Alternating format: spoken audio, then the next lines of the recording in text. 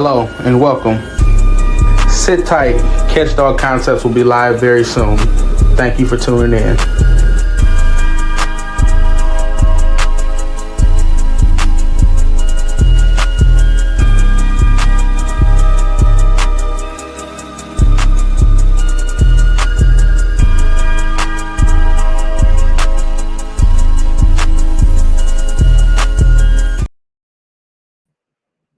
How y'all doing? How y'all doing? We got a great show tonight. We got Joe at NWA County Corso co-hosting, and we got a great fella, Dean Ross, coming in. How you doing, Joe? Man, I am in it to win it. Yes, sir. Yes, sir. How I know you doing? that. Mr. Dean, how you doing, sir? Doing very good. All right. Salute to the chat. You know, y'all like, share, subscribe, everything in that. So, Mr. Dean, we're gonna get right into it. So, what's your name and where are you from? My name is Dean Ross. I'm from North Central Texas, about around an hour and a half west of Fort Worth, or about 45 minutes south of Wichita Falls, Texas. Okay. So, Mr. Ross, I would like you to talk about your first experience with dogs from your memory. As a kid, when I was little, I used to have asthma, and I remember my parents had got me a Chihuahua. That my first experience with dogs, just little Chihuahuas, and they used to think that'd help asthma back then. I don't know if there's any truth to that or not, but as a little kid, I had a couple of Chihuahuas over the years, and then parents divorced, and my mother married a ranch manager around this area here, and they got a bunch of cow dogs and stuff. We had probably 40 head of cow dogs, give or take, at any given time, and I was around dogs a lot then, and I later on I kind of got into pig dogging, and I dabbled a little bit with it back then when I was growing up on the ranch, but after I got off on my own, I was probably, say, I'm 45 now, so I've been in it for probably 13 years, I guess. And for about the first couple of years, I played with bay dogs and stuff. But I didn't really ever know anything about dogs other than how to feed them, and they needed a house to stay in and stuff. Really didn't know how to train them or anything like that until much later on, until probably really about 10 years ago, actually. Yeah. And when I learned it, it just clicked. It made sense, whereas nobody that I'd been around or anything before that had ever taught me a lick of things. They didn't even know. We just had dogs and used them to gather cattle with and keep the cattle bunched and keep them from running off and stuff. And we worked a lot horseback and stuff, but nobody ever taught the dogs anything. We just expected them to do their jobs, and if they didn't, you got mad at them and stuff. And but you just kind of paired the dogs that worked well, and you took them if you was needing rough dogs for some pretty rank cattle and stuff that were bad about running off. You'd take your rougher dogs. If you were gathering cows and calves and stuff, you wouldn't take them dogs that would that were so rough. You'd just take them that kind of understood we're not going to be so rough on the calves and stuff. But there wasn't no teaching them anything or anything like that. What were those breeds, if you can kind of tell us? They were blackmouth cur and blue lacy. Okay. And I think we had a couple of border collies also. So the blackmouth cur, what does that look like, and what's its traits like, if you can? Well, structurally wise and stuff, it looks probably pretty similar to a Catahoula, but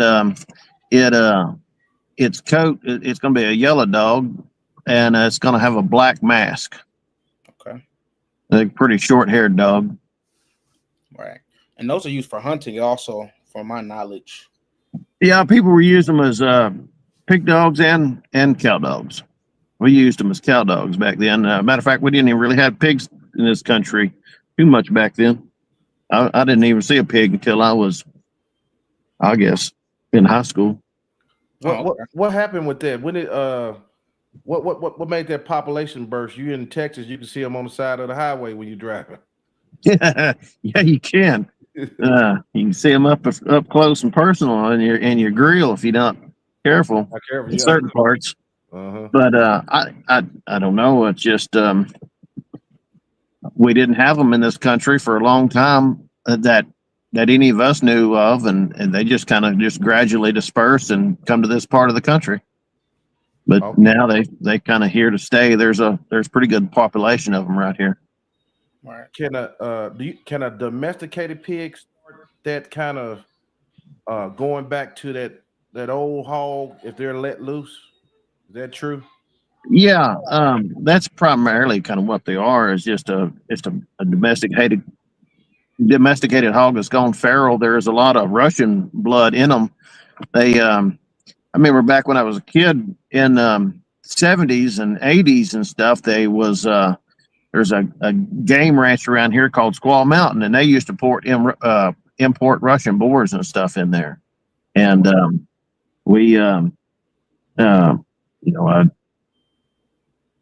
I have I used to do a little bit of studying on these things back when I was really interested in them and younger and stuff. And I had run across some literature and stuff that said these if these pigs were catching these wild pigs, if they had a particular tooth up there by the males by the cutter, they had a lot of there was the Russian boars had that, or the European hogs had that, Okay. but the domestic hogs did not. And everything that you catch around here has always got that tooth, that particular one. But I don't know if that's just a trait of really a hog going feral or what, because the domestic hog, they claim them things you turn them out and they go feral in a few generations, and like their body kind of starts changing, their structures will change a little bit, their head the snout gets longer and stuff. But from what I have come to understand, I don't know that to be a fact, but stuff. Yeah, that's interesting how they can change like quick like that, or somewhat evolve. You know what I mean? Yeah, if that's true, yeah. Yeah, right. You said you started someone was, I guess you got with some people that started teaching you how to hog hunt. Is that what you said earlier? No, I've always been just hog hunting in general and stuff. I've always been a pretty good hunter, pretty good outdoorsman. I just I loved it. I don't hunt like anybody had ever taught me. I was taught. My granddad would take me hunting, and we'd kind of hunt out of a deer blind, and go deer hunting, hunt out of a blind, or just sit in the cab of a pickup, and over an area and watch it. And that's just kind of how I grew up deer hunting in it. But it wasn't until later, and I started hunting on my own and stuff, that I started what they call still hunting, which you're not still. You're kind of walking around and setting, and I'd rattle and rattle deer in and grunt and spot and stalk. I got to where I was really, it wasn't much of a challenge with a rifle, so I went to a bow, and I loved bow hunting. And at the same time, I got into long range hunting. I was doing both at the same time. If I wasn't shooting long range, well, then I was bow hunting. I either wanted to shoot them out there around 1,000 yards, or shoot them at about 40. So yeah, but I'd get to where I would walk the creeks and stuff. I lived on a big 20,000 acre ranch due to my stepdad being a ranch manager. Right. And so I was pretty privileged in that aspect, and I've always had favor like that from the Lord. Even though I've never owned a bit of land, I've always had access to tens of thousands of acres, and it's been pretty amazing. But I'd always walk the creeks with my bow, and especially in the summertime, and or when I got to bow hunting, I didn't like sitting still. I just walked the creeks and the brush and the briars and stuff, and I started learning the pigs pretty good, and I would shoot the shoot the pigs in the bed with my bow, just kind of stalk up on them and stuff. And that's kind of how I got into pigs. We got a little bit of or pig dogs.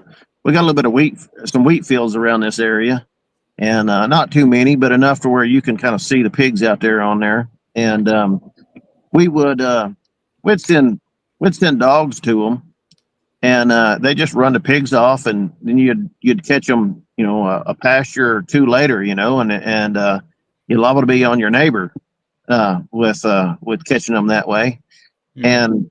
And it was just, but that's the only way we knew to do it around here. Just catching them with bay dogs and stuff was if you that was the only way to do it. That really that I knew of, or that anybody else knew of, that I kind of was associated with. And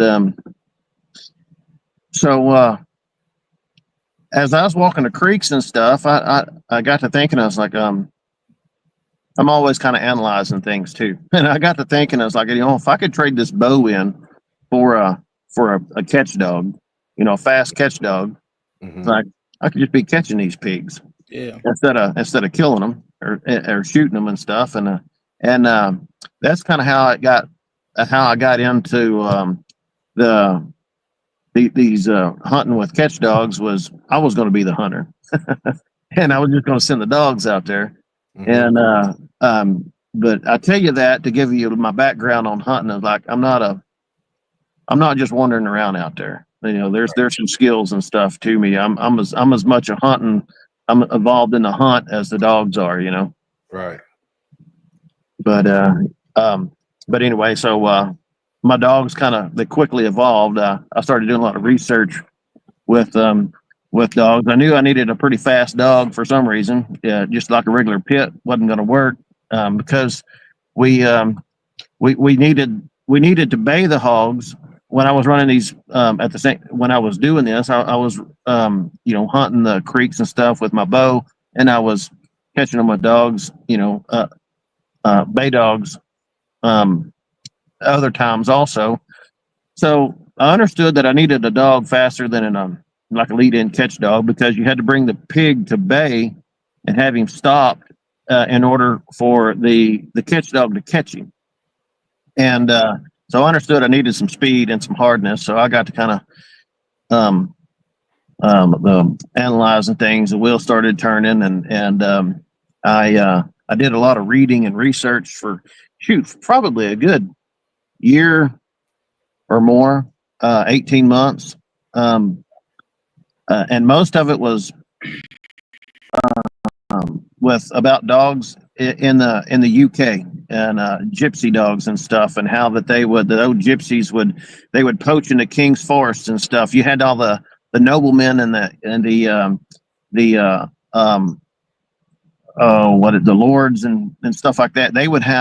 They could have like dogs like the Wolfhound or the Great Dane, the Wolfhound, and they could have these purebred dogs, but it was the serfs and stuff, the lower class people, they couldn't have those dogs. It was out banned, but they had what they call lurchers and tumblers, and those dogs, even though it was illegal for them to hunt, and it would cost them their life at times if they got caught poaching into king's forest, they had to have dogs that were very damn good at it, and that were silent, and just very effective, very efficient at what they did, and because it was a means of providing for the family and the people and the dog too.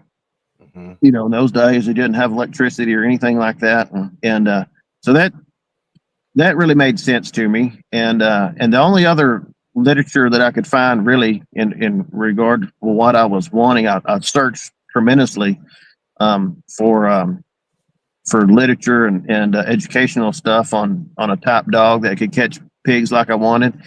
And a few people in Australia had some pretty good stuff, and I read a lot of their things, and I learned that for the dog that I was really wanting that I needed, it needed to pretty much be a combination of Great Dane and Pit and Stag, basically. Mm. And I so I set out to acquire them dogs, and I run into an old boy in South Texas that was he had a similar type dog. They were kind of a wolfhound, deerhound, mastiff type dogs, and I acquired several of them. One of them worked well. The rest of them were pretty much culls and stuff, and he wasn't really as savvy as what he claimed to be. But I thought he was big stuff at that time, and he was kind of a mentor of mine then. But as I gained an experience and knowledge and learned how to breed and stuff like that, I realized that old boy just full of junk. Yeah. Well, in a dog game, the more you know, the less people you want to deal with. Yeah. Yeah. Yeah. So, yeah, I had a quick question here. Back on the hogs, where do you rate a hog's intelligence level and his stamina?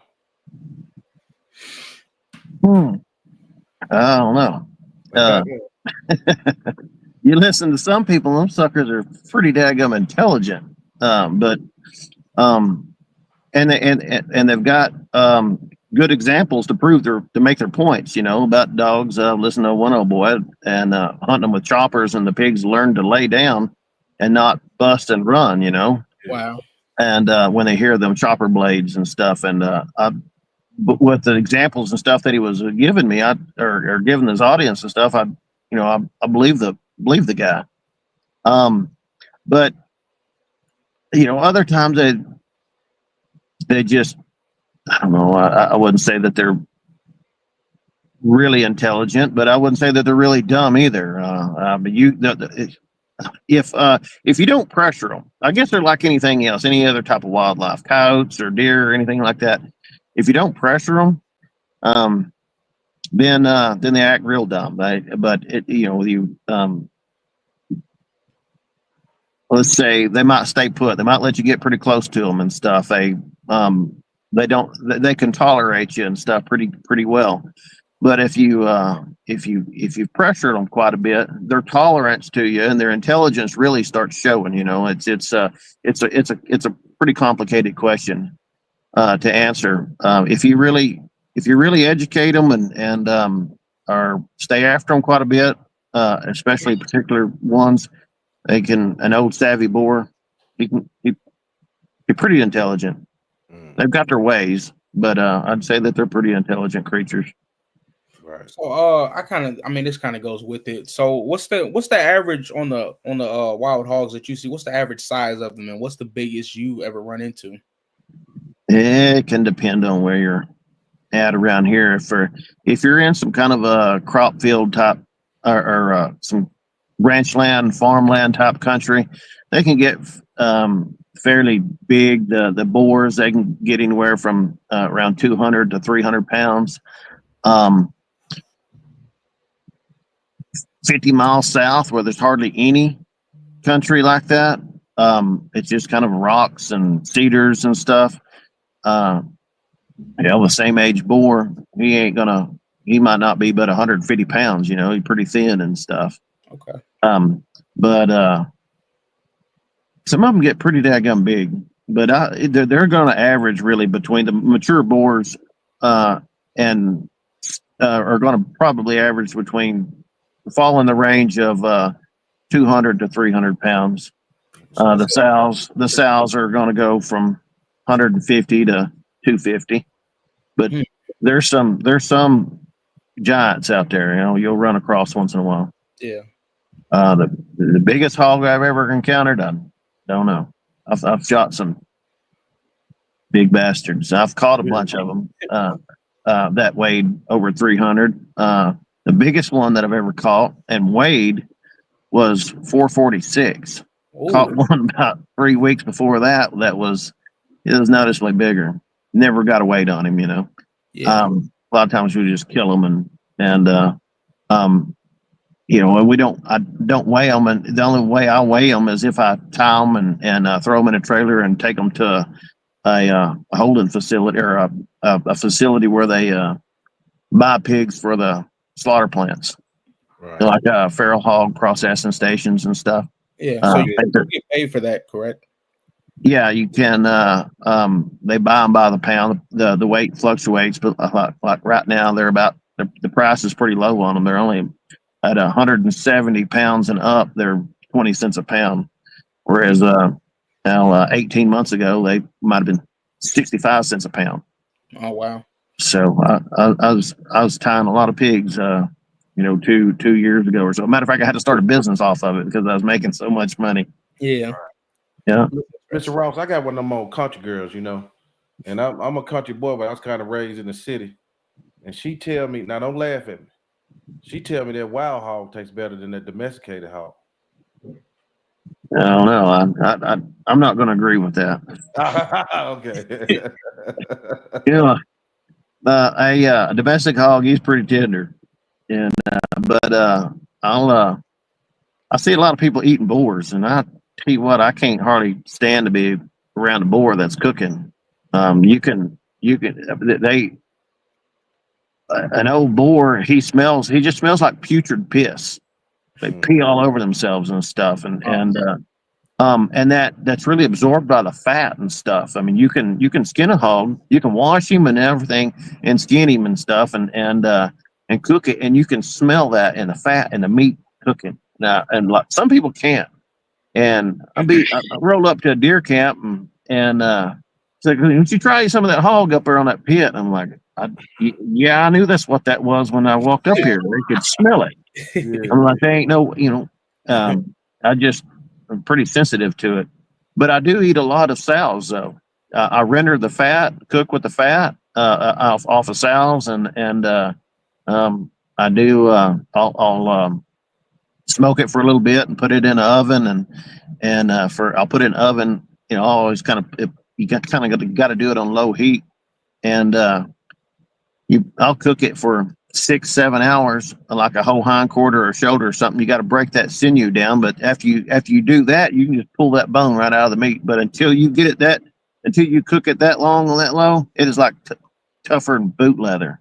You wear your teeth out on it, man. Right. But you can make it. I love it. It tastes like a really good roast and stuff, and pulled pork, like pulled pork tacos and stuff with it and stuff. And you can make you some. You know how to cook it. You can make you some real good stuff with it. But as far as just me eating boars and stuff, negative. Right. So, Yeah. what you doing? Is it any kind of prep to remove the gameness? No, there's not. I know other people that make bacon and stuff out of that stuff. I got a friend that he'll prep it a lot, and it's a several day process, and I eat his stuff, and it's like, man, that's good. And then I got a friend in Georgia that does it, and I don't know if our hogs are different up there in Georgia or over there in Georgia or not, but he'd cook an old backstrap and on the barbecue pit, and it's not quite as tender as domestic hog, but pretty close. And it's like, I don't know. To say I understand why people eat boars and stuff like that, but I mean they can tend to the meat. They go through a big process like that, and pigs in other places, like say Georgia and stuff. I ate one there, and like it was pretty decent, but here, I just no. Yeah, I definitely Michigan, we're big on domestics, and sometimes I can still smell it. So I can't even imagine what them wild ones smell like after being cooked. Yeah, I tell you, I I catch them old big boars, and when I tie them, I've got to be down right there at their bellies, tying their feet together, and of course, you're right there next to their dick and their hair and stuff, and they got all that putrid piss on them right there. And of course, your hands rubbing against that as you're tying their legs and stuff. Right. And boy, you get back in the pickup and you smell like a boar hog, Yeah. and your skin just absorbs it. And you go home and wash it and stuff, and like you just smell like a boar hog until it wears off. But I make a lot of money at it, and I used to tell my girlfriend. Yeah, I tell my girlfriend it made me horny. It smelled like a big boar hog, because I I knew it was a pretty good payday. I associated that smell with $100 bill. Yeah. Good way to look at it. Yeah. I totally feel you, because I got a little part-time job. I go on a lot of chicken plants, and they process this food before we send it down to Joplin to the dog food companies. And boy, chicken plants are stanky MF, boy. Woo. Yeah. Yeah. Yeah. Yeah. Mm-hmm. I took care of broiler chickens for high school. Oh my God. Like once they get big and they just get to pooping and eating, then it's terrible. Yeah. I just hatched some chickens, was it Sunday? And boy, the incubator get pretty ripe. Yeah. I tell you what though, if any of y'all got some eggs out there, I'll buy some off for you. I'm about to say you doing layers. It's almost $10 a carton here. It's about $6-7 right now. It's crazy. I went to the store; they was cleared out. Really? Man. We don't have that problem here, but and I think that the eggs are still like $4 or $5 a carton here. But I had heard in Philadelphia or something or Pennsylvania that somebody had stole 100,000 eggs, like stole them out of a truck. There's no kidding. It's like $40,000 worth. Yeah, like crazy. A chicken egg heist. Man, it's crazy. Yeah, I heard something about that too. Yeah, yes. So evidently, that's getting to be a pretty hot commodity, I guess. Yeah. I live in the chicken capital of the world. I don't know why we pay the same price as everybody else. I literally live in the home of Tyson Chicken, where there's chicken plants everywhere. Really? Uh-huh. Yes. Dang. Yeah. Okay, so your main thing is form for function. So what does that mean to you, and what does a form for function dog look like and act like? But to me, in general, a form for function dog is no matter what genre it's in, if it's going to be form for function, the way I understand form for function is it's going to redefine efficiency and effectiveness in a manner that no other breed or type dog can obtain for that style of work. But but that's in general. But in some genres are it's going to be easier to explain or identify a form for function dog, and while other areas it's I couldn't give you an example of one. Right. But the pig dog, in my realm of expertise and stuff, the pig dog, a form for function pig dog, and how it's going to redefine efficiency and effectiveness is it's going to do the job from start to finish by itself. One dog doing everything by itself. Wow. It's locating the pig, it's running it down, and it's catching it, and it's holding it. But there's got to be a lot of other things that are involved in that though too. Like it's got to control the pig. Well, it's got to catch on its terms, the dog's terms. If it leaves the terms of catch to the pig, he's to me he's not a form for function dog. He defines where everything about the catch, and leaves nothing. The hog can dictate nothing, and and you got to have speed and hardness to do that. You can't.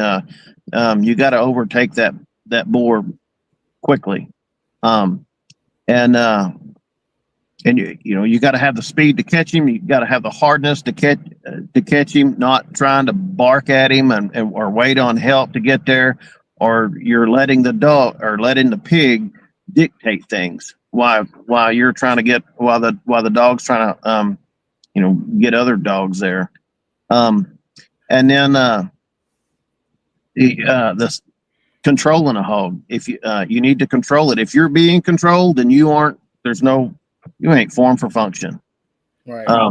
You need to be in control of what you're doing. And with, I believe that takes about a 20 with these pigs that we have in this area here, and the size that they are, these bigger boars and stuff. I believe that takes about a 28-inch dog. Now you can look at like stuff in Australia and stuff like the interior Australia. They got little bitty pigs with big old tushes hanging out the side of them, and they're about the size of a bird dog. The pigs are. Yeah. And so it doesn't take near as big a dog to control that size of pig as it does here a big boar.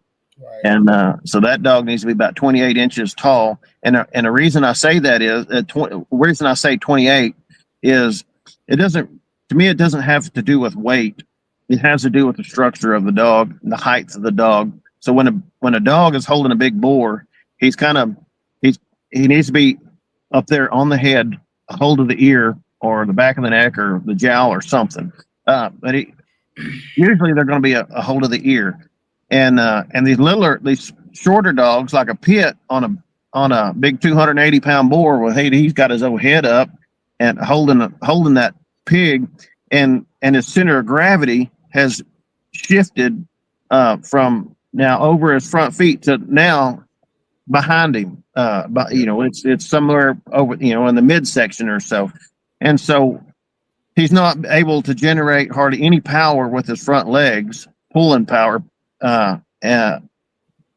Where everything that he is, most of what he's generating, he's trying to use his back end to anchor or to stop the pig, or to try to stop his movements or stuff. And like a good analogy on where a lot of the power comes from is like on a car is like 60% of your stopping power is in your front end, is in your front brakes, not your rear brakes. Same thing with the dog. They generate more power by pulling. Like they say, if they're tugging something, they generate more power with their front end than they can their back end. And if they got all four legs working like they should, they can generate a lot of power. Mm-hmm. But you lift that dog up, lift its front end up, and he's just working with his back end, you've lost so much power. Right. And you can't. You got a big 280-pound boar there. That's a big, stout, dense animal, and he wants to go somewhere. He's going to go unless you got a hold of his head, right. And unless you and he got enough force and power to pull him around, to turn that pig around. And so I believe for this area and stuff, you need about a 28-inch dog to achieve that on these bigger boars. So you're saying you don't want that dog just on the hog head, swinging, front legs not in use. You want him digging and pulling, is what you're saying? Correct. Yes, sir. Yeah. Okay. And just sitting there, just a dog holding a pig. He's gonna take some punishment. Where they, these dogs, they need to have a pretty clean holding style. And where they get that at is a lot of from the sight hound. That a sight hound, they like to. The difference in them is that they'll go up and grab a hog. Predominantly, all dogs will do it a little bit, but the sight hound more so than normal. They'll go up if they're man enough to get a hold of a pig. You go up there and grab him by the ear, and they're always pulling. They're always turning him in a circle. They're always moving, and that results in that old boar. He'll cock that jaw out to the side, throw that cutter out there, and he's going to load up and try to throw that head at that dog. Well, when he does that, that dog's still pulling, and the dog's in a different spot than he was when the dog has missed the punch, really.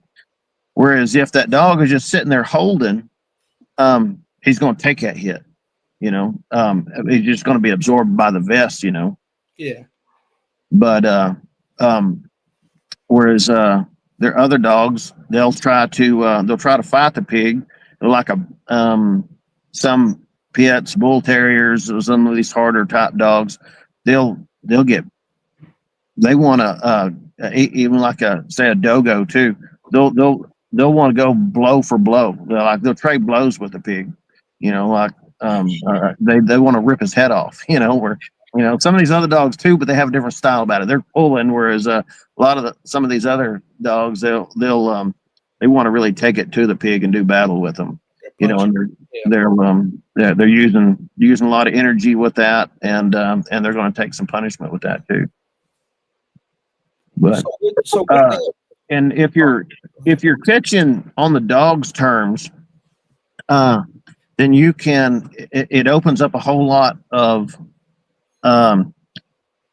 doors for or ability for you to catch. You're able to hunt a pig in wherever it's found, whether it's in the feeding areas, it's bedding areas, or anything, in all sorts of terrain and environments and stuff.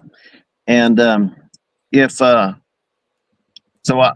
I do, how I like to use these dogs is I'll go out to the feeding areas where there are, and this was like a business decision too. Like you put the least amount of effort into the most amount of reward. So it's I go out and let these pigs come to the feeding areas where it's easier to access them. It's easier to catch them and get to them and load them up in a trailer. Whereas if they're in the bedding areas where it's a lot of times where it's pretty thick and stuff, and it might be across a creek or stuff, it takes a lot more time and energy and stuff to retrieve one of those pigs out of the briars and stuff. And when you're by yourself and having to deal with a 250-pound hog, that's it's in pretty thick briars, and it's a lot of times it's a pretty daunting task. Your mind starts spinning and working in ways to kind of invent things to help you get pigs out with. And necessity is the mother of invention. But it's a lot easier just to pull a trailer up there to them, and more open country, and load them up in the back of the trailer and onto the next pig. If you got a dog that's able to catch them before they run to the briars. Yeah. So you need the speed and stuff. I like to hunt dogs that are pretty damn fast. Right. What's the testing process? The what? How do you test your hog dogs? Oh, testing. Yeah. That's got me in a lot of trouble before. I figured it would. I figured it would. If I ask something crazy, just just run around it. Yeah, we know how to dance around. Yeah, I don't like to dance around, and I'm like a lightning rod, man. You'll Right. as you talk to me, some of your audience might disown you, and you might get more come to you. I don't know, No, not my audience. You'll know these dudes. Yeah, I think we good. But I'm people used to hate me and stuff when I talk and teach and stuff, and now I got so, I guess, big that and there's so much evidence and proof that people just accept me. But the people that are coming up from behind me now and that are talking to me and saying they're and trying different dogs like Danes and stuff, they're running into the same problems that I did, that everybody's a naysayer to them, and you can't do this and you can't do that, and when they do it, well, they're always moving the field, the goalposts and stuff. And anyway, there's a lot of I was a very hated individual, it seemed like, years ago in this, but that's why I got so much proof. Is I just let the proof kind of speak for itself, and that's my content, like Instagram and Facebook and stuff. That's why it is the way it is, because of all the proof that I had to acquire for these people to, and then still, even then, they didn't believe me, and they wouldn't. They never could produce any such proof of their own. But anyway, to answer your question, what how I'll prove a dog is really if we're talking, it depends on what kind of dog that I'm messing with, because I mess with 3 different types. You got your stags, your wolfhounds, and pit or bull terrier. Of course, there can be a crossover. I can change out a wolfhound for Great Dane, or stag for greyhound, or pit for bull terrier. But we'll just kind of discuss the pits and the bull terriers on that. But it's a different process for each breed. You don't test one the same. But for the pits and stuff, what I want to see is how I'm going to test a dog, prove a dog and stuff, is a mature dog. Is I want him to go one-on-one with a big boar. No other dogs around. And I specify no other dogs around. Or no other stimulants. Nothing to stimulate the adrenaline in that dog. Just a case in point, you'll have these people that have pretty good lead-in catch dogs, pits stuff, and they use them as lead-in catch dogs, send them to a bays, and they're flawless. They're badass. You can't really pick them apart.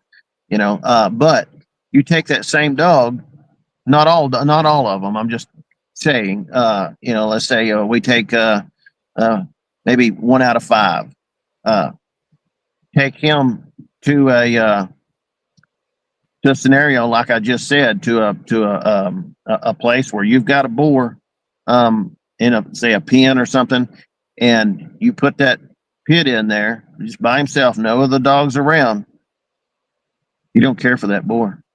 You piss on that, and and he might go up there out of curiosity and smell him. That boar hit him, and some of them then will grab. Others, hell no, they want to come run behind you. Whereas you turn that same catch dog to a bay, where he's got that adrenaline going and stuff. You've already got a fight going and stuff there. He runs to it and catches without any second thought. Right. And I can relate to that as a schoolboy. I didn't really care much for fighting and stuff, but you go watch a fight, big crowd gathered around, and you could tell that the other kids didn't really care much for fighting. The two, they were going to square off at one another. But if they ever did get to fighting, well, hell, everybody around you wanted to fight. There'd love to be 3 or 4 fights break out around you. It's just the atmosphere. But that's what that's often what is stimulating some of these catch dogs. So, in order to really prove that you got a really badass catch dog, I want them one-on-one with a big boar that can really take it to them. Also, I want to push the dog to the point of failure. That's what I judges I judge dogs off of. Where's their breaking point? Where's their point of failure? And if you don't know it, how are you breeding for better dogs? How are you advancing or traits or hardness or heart or anything in these dogs without finding where that limit is? Right. You don't have to there's no need to take them to that limit every time that you go hunt them, but you need to know where that limit is. Right. And for instance, stags. You catch about 3 pigs with a stag, with a couple of good stags, and they might be 200-pound pigs apiece. On that fourth pig, I'm stuck. It'll ought to be a 130-pound sow out there, and just by herself, send both them dogs to that pig. They just go out there and kind of bark at it, run with it, jog beside it, never once catch it. Right. You know, they have reached their limit. Yeah. You know, but they did extremely well on 3 200-pound boars. You know, before that. And if you put them up 4 or 5 days later, you bring them out, same thing. And they're really good for a few pigs, but they've got a limit. You know, that's same with some of these run and catch dogs that I run. You get some that they'll go all night long. You got to pick up pile full of pigs in the back, and I mean they're hunting on top of the pigs, and every time you stop, they just collapse and lay down, and like they're exhausted. As soon as that pickup starts back up, or you start going again or something, them suckers, they got their toenails are hanging over the side, and you know, and they're hunting. And if you send them, they're going. And Right. they might not have the you can watch that race. It just gets longer and longer and longer. You know, like your dog's exhausted, he's wore out, he can't run that fast no more. And you know, he finally catches the pig and he's got to hold it and everything. You put that dog back on the pickup after that. As long as that pickup's in motion, that sucker's hunting. He's giving you everything he's got. You take it back to the camp or home or something. The dog is so tired and exhausted, he don't want to get up off of the pigs or anything. He just wants to stay the night right there on the back of the pickup. Don't even care to get out of his vest or anything. Just don't touch me. I'm good right here. Right. You start that pickup up, this sucker's right up. Yeah. You know, that's hard. That's hard. Yeah, that is. Yeah. You know, that dog is he's giving you everything he's got right there. And but you know, that's you're kind of you're not finding the mental breaking point of that dog, but you found the physical limitations of him, because that, you know, that last pig you just seen trying to run down, you know, it took him twice as long to run it down, and he didn't really have the closing speed on this, you know, on this 11th pig that he did, you know, on the first few. Right. So Right. yeah. Hey, John, let me ask you a question very quick before you go, John. Hey, can you hit that share your screen? Let me see. Hold on. Can you hit share the screen? I want to show them his Instagram. Yep, for sure. You see it? Yep. Hold on. I'm going to his page now. Oh, you got it up already. Yeah, I got it pulled up. Okay. Yep. Go ahead. I want to show them where they can find his Instagram form for function. I think Doug's been dropping it in the comments. Yeah, he's been putting it in the links. Yeah, so I just wanted to show that. Yeah, my bad, bro. You all good? Yeah, that's what we're supposed to do. So how do you go about the process of getting a dog in shape to be able to hunt once you figure out that it can be a good catch dog or fit for your yard? Usually I've raised them as puppies. I don't hardly ever bring out on an outside dog. I really like to, or an older dog. I really like to get them as puppies and evaluate them, watch them and stuff. I'm really a breeder of my own dogs, and so they just to get them in shape and stuff. The pens at which I keep them in, they are 70 feet wide by 90 foot long. Wow. You know, I go in there and mow them with a riding lawnmower and stuff, and I keep a couple of dogs in there, 2 or 3 dogs in there if they can tolerate one another. Let them play and stuff. And I like to get up in the mornings on the weekends and look out my kitchen window and watch the dogs wrestle and playing and running around chasing one another. But they keep themselves in pretty good shape there. You on like I said, the bull lurchers and stuff. If you add in like bulldog, you crawl like, well, let's say a greyhound or something. You've got to keep that dog maintained. You've got to keep him legged up, exercise and stuff. A big mistake of people is they'll put them in a kennel or something, and they'll hunt them once every 3 weeks or sometimes they won't hunt them in the summer or during deer season or something, and they'll take that dog out and they want to hunt it, and they just take it hunting. And that greyhound, he's going to he can well, he's going to tear his muscles. He can put so much stress and stuff on his body that other dogs are incapable of doing, and stuff that he's going to tear his muscles, have torn muscles and stuff. You also too, they're bad about these people will they'll work them too much, and they'll have like a buildup of lactic acid, and it'll kill the dog. It's but so you've really got to keep these dogs like the greyhound, the stags and stuff. You've really got to keep them in an environment in which they can keep themselves kind of in shape. But if you're not hunting them fairly often and keeping them legged up, then you need to condition these things. And it's whether it's taking a four-wheeler out in a bar ditch and letting these dogs run beside you, or that's what I used to do. Yeah. But if you'll cross them, you start crossing that stuff like a pit to a stag.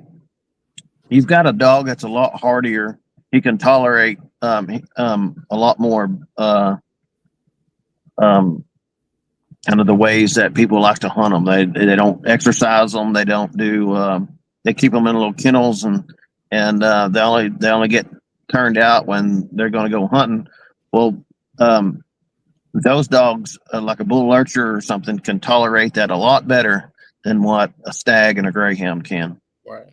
Do you get what you want in that F1 production most of the time? No. You're always lacking something in the F1. Okay. You got to have speed, hardness, and size, and that never comes out of an F1 because you can either breed. I prefer a particular line of bull terriers, but for their hunt drive, and them son of guns is just as hard as like a daggum game pit.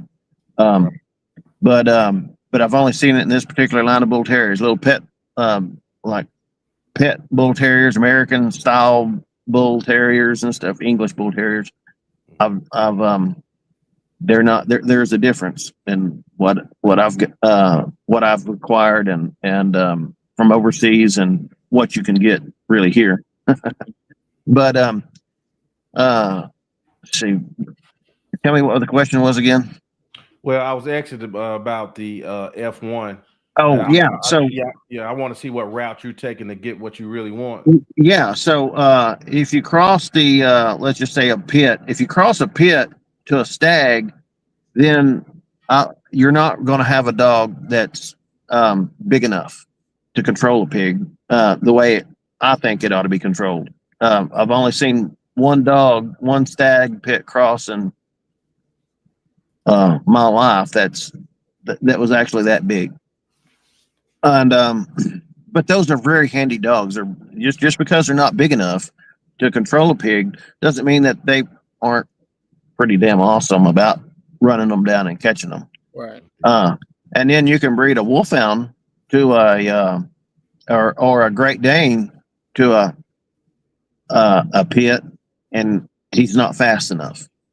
You've got the size and the hardness, but you don't have the speed. So it takes really kind of bringing those three together to get you a dog like I really like. To get you a really a dog that combines that has the they're not all going to combine it, and they're not all going to be useful.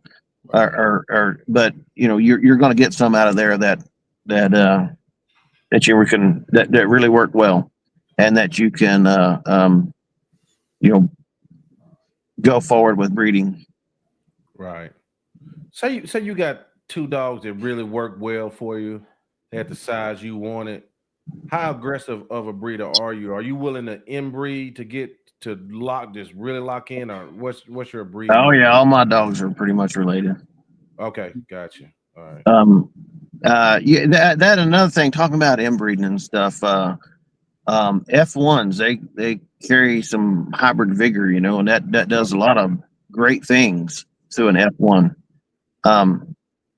They'll that can disguise a lot of well, let's say you breed an F1 and you got you a pretty you can breed something fairly average to something else fairly average, you know, like a stag and a pit, both of them pretty average in their respective breeds or types, and they'll produce some oftentimes some pretty good stuff.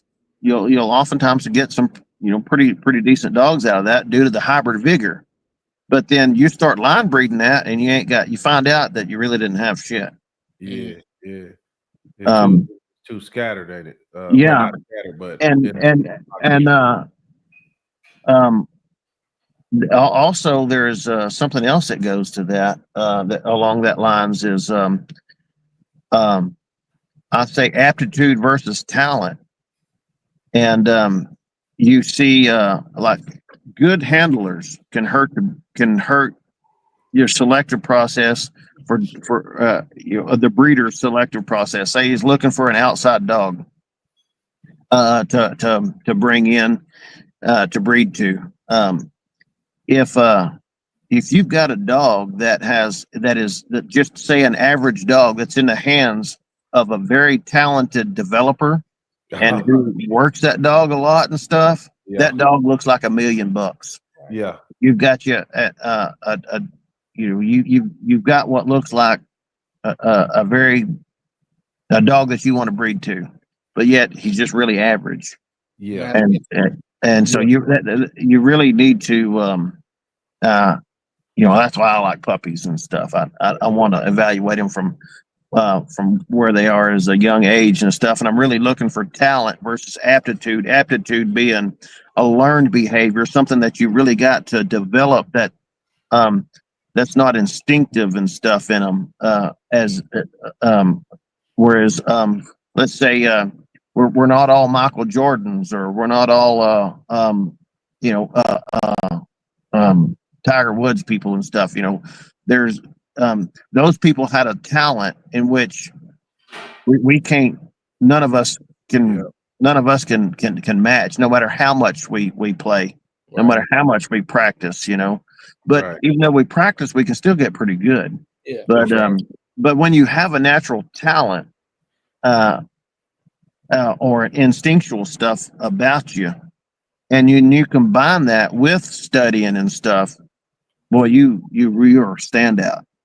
You know, so I want to look for talent and instinctual type behavior. If you're breeding for a working dog and stuff, that's what you ought to be focused on is instinctual behavior and talent and stuff, not dogs that are capable of doing it if you spend enough time with them and developing in them and saying, well, he just got, you know, he just needs to wait. You just need to wait till the dog's 2 years old, 2.5 years old or so. You know, then, you know, he might turn on. You know, that's a bunch of BS. If you say that you are you know, if you claim that's a working line of dogs, Mm-hmm. you know, if you're, I have like wolfhounds, buddy. That's if you're going outside to buy pet dogs and stuff like that, other breeds and stuff, yeah, or Danes and what have you, then oftentimes you're going to have to wait till that dog matures and stuff to really see what you got. But if you have established a working line of those dogs, buddy, them suckers better fire off pretty early. Or you know, if you can't establish, if there's no difference between your working line of dogs and what everybody else has and what's common and stuff like that, you don't really have a working line. Yeah, that's true, because like a lot of the trainers that train for protection work, they want the lines of dogs that's known for it, that's gonna do it. It was something else you said too just a minute ago that man, it's a big subject about a handler being able to make a average dog look really good. Yeah. I think that's the things with a really good dog trainer. I see a kind of a little debate sparking about genetics matter, but to a lot of trainers, if they really good, they don't even really care. They're gonna bring something. If they get that dog early enough, they're gonna Yeah. bring something out of that So dog. there's a difference between a breeder and a handler.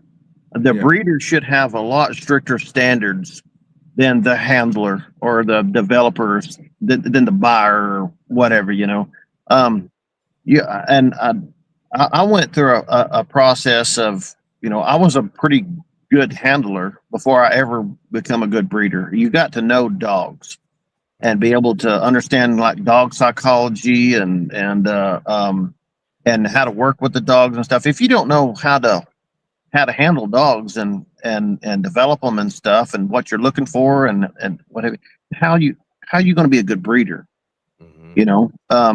So well, and how you going to be a good breeder if you ain't out there handling the dogs, hunting the dogs, testing the dogs to the point of failure? You got to break these dogs down, or not break them down, but you got to push these dogs to the point of failure. So let's say you got 10 10, you saved 10, kept 10, or not 10, 5 pups back from a litter. And you've matured them, you know, well, you got them hunting for you now. Not so much matured them, but let's say that you got them at about a year old, 15 months old or so, and they're hunting pretty good for you. And all you're doing is setting these dogs up for success. You're never pushing them to the point of failure or anything. And I'm like, which dog out of there, you're looking for a stud dog or something, or a bitch, which dog out of there are you going to keep to better your the traits in which you're looking for, or the, you know, let's say stamina, heart, hardness, you know, those are kind of the three. Well, I say the hardness is really what I really like, and go for. And heart, like how are you gonna further that and instill that more in your line if all you're doing is setting these dogs up for success? You know, every time out to win. Right. You know, you know, you at some point you need, and not just one time, but a couple of times, because we could be having a bad day, one could be sick or something like that. But you need to push these dogs once in a while as a breeder, hunt them and push them to find the point of failure in each individual. And one of them might blow your hair back. That's one, you know, unless you push them to that point, their point of failure, and do your breedings based off of that, you know, where that breaking point is. I don't understand how you really hope to better your program. Right. Because it's like, say you got a limit. If you got a standard, like say you want, let's say like I say speed. If you want dogs that just run 35 mile an hour, and that's what you're happy with, you know, but let's say you want faster dogs, but you only push them to 35 mile an hour. How are you going to breed for faster dogs if if every one of them, if you just stopped them right there at 35 mile an hour? You breeding to the extreme of the traits you want, right? Correct. Yeah. You got to find that breaking point. Pushing the standard. Yeah. But so the breeder of the working dog, really, his standards needs to be a lot higher. What he tolerates and culls and stuff needs to be considerably higher. He needs to be producing a product in which the developer wants to work with. Right. You know, I ain't gonna say it's easier to be a developer, easier to be a breeder, but you know, they're not the same. But they um, they can be the one person can be a good breeder and a great developer, or a great breeder and a great developer. But for the most part, it's the developers haven't made the leap, and most of them probably never will. When I talk to when people that work breed dogs and stuff, they don't ever really make the leap to good breeders. They're just developers breeding dogs. Mm-hmm. Yeah, good point. Yeah. Okay, so you kind of, I don't know, for those that might not know, can you kind of go over what is a running catch dog and what is its purpose? That spans a broad spectrum there. There's as many different types of running catch dogs as there is different types of bay dogs. To me, I'll give you a couple definitions of people. Some people think a running catch dog is a dog just a catch dog that runs on the ground with a bunch of bay dogs, and that's what they call a running catch dog.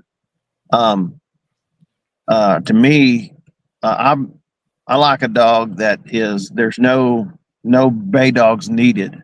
I mean, bay dogs defeat the purpose of my dogs. If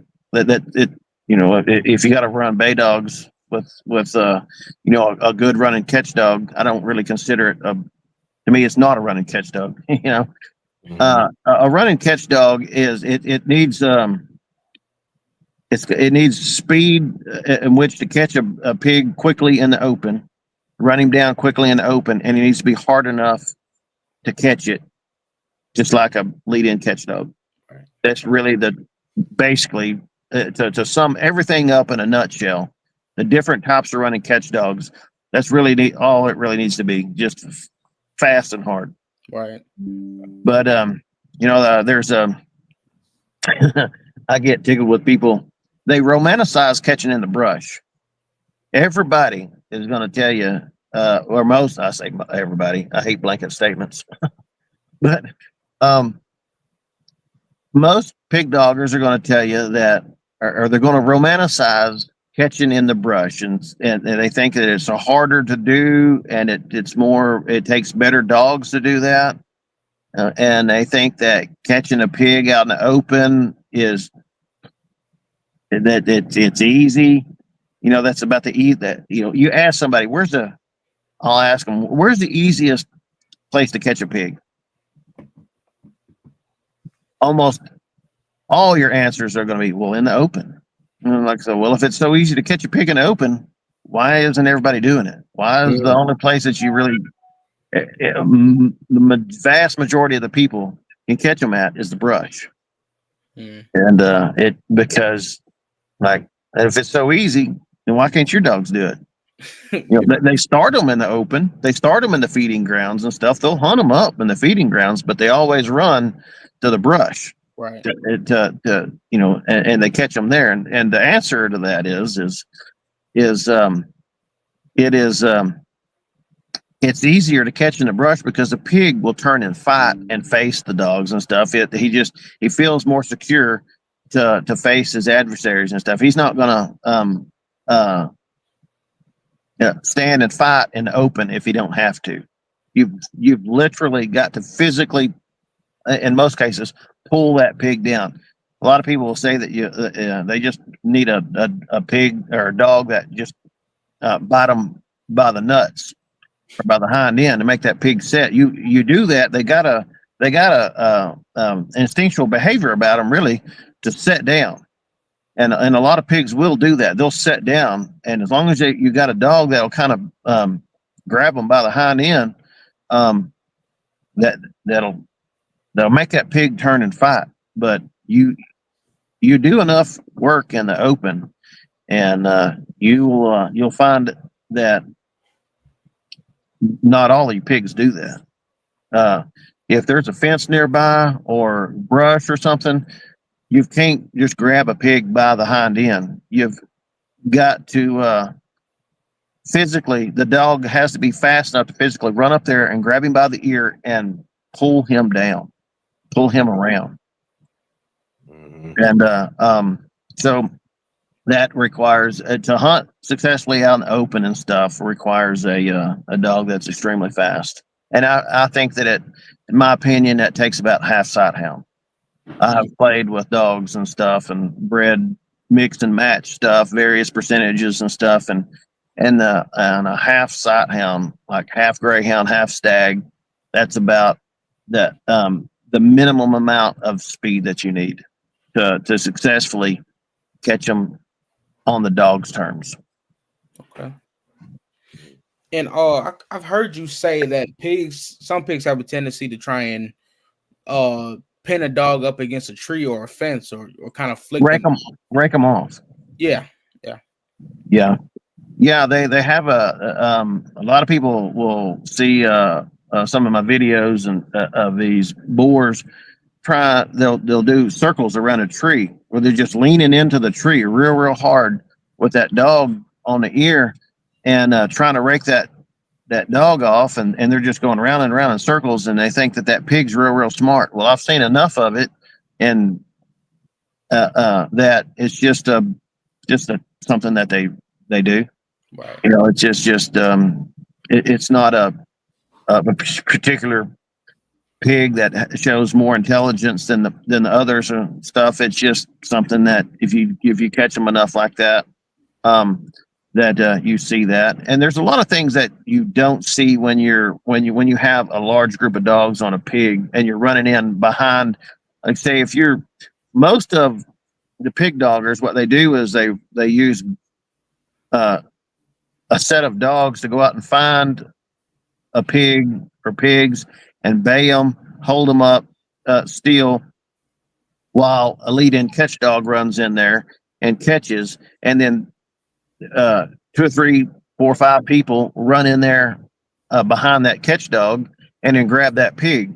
And it's a lot of chaos and stuff, and usually it's in a bad spot. The pig's bayed up in the briars and stuff like that, but or in a tank or what have you. They picked usually they try to go to the worst place that they can to defend themselves against dogs and stuff.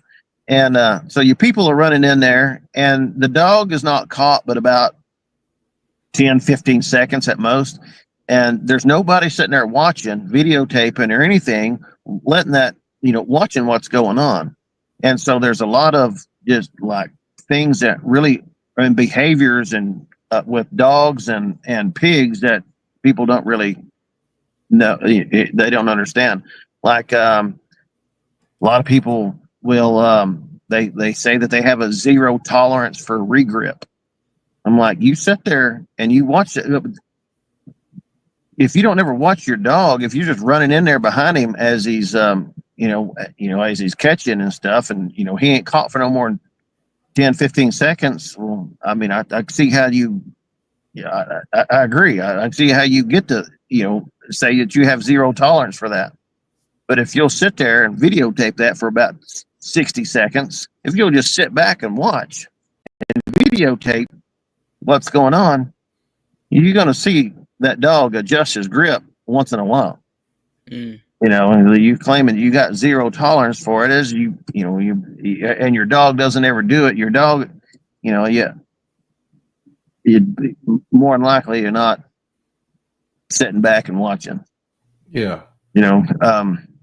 Also too, like that pig trying to rake dogs off and stuff. If you don't really see that, if the dogs, if you're just running in behind the catch dog, you don't see that behavior with the pigs and stuff. Right. But there's a lot to be learned by watching dogs hunt and by sitting back and watching them and stuff. But if you don't have a dog that's capable of controlling what it's caught on, when he's caught in a bad place, I'm not advocating that you sit back and sit there and watch, but and also two people will, as soon as what that dog catches, they want that dog off the pig. I mean, like the pig is the dog's reward, and you work pretty hard to get it to he loves his job. Let him sit there and hold that sucker for a minute. Right. You know, there's no greater reward for the dog than what he's doing right there on that pig right there. Yeah. Hey, I had a question I wanted to ask earlier about the recovering. If you have a hard hunt, is there any tricks or things you do to recover the dog, or is that something that you're breeding for as well, just a grit that this dog just used to it? If you a form for function dog, he's you hunt that dog. If you hunt that dog real hard, where he's exhausted and you're exhausted too. Y'all've got the pickup loaded down with pigs and stuff, or he's put a lot of miles on him. Then there's why hunt him the next day? Let him have a day, let him recover, but you need to have dogs that are, if he's a form for function dog, he needs to be able to go up and go to work, pretty daggum often. He don't need to be getting injured all the time. He don't need to be missing hunts because he's acquired a lot of injuries. That's another thing about a form for function dog. If he's all the time laid up because he's suffering injuries, then like I'll just tell you this. It's not very common that I get a dog injured enough to where the hunt's got to stop or we missed a hunt 2 or 3 days from now. Right. And I've you see my Instagram and Facebook. Everybody has another how I define form for function. Here's a good definition for you, or a good example. Is you see all these pigs on Instagram and Facebook and stuff that I catch. They're usually over the years and stuff, they are usually above average pigs and what most people are catching. I catch more per year, and I do it with sometimes just 1 or 2 or like 2 dogs out of the whole year. Catch about 300 pigs a year or so, and that dog might miss 1 hunt, because of an injury. But but out of all the thousands of pigs and stuff that I've caught and all the years that I've been hunting, I've never lost a dog. Oh, really? Never had one killed. Oh yeah, that's not everybody can say that. I've been to the vet twice for major injuries. Yeah. And out of all them years, now sometimes I've learned how to take care of my own dogs. That's coming from going to the vet. But for major injuries and stuff, been to the vet twice in all these years. And so but all the other pig dogs and stuff, it's a pretty. They know what death feels like.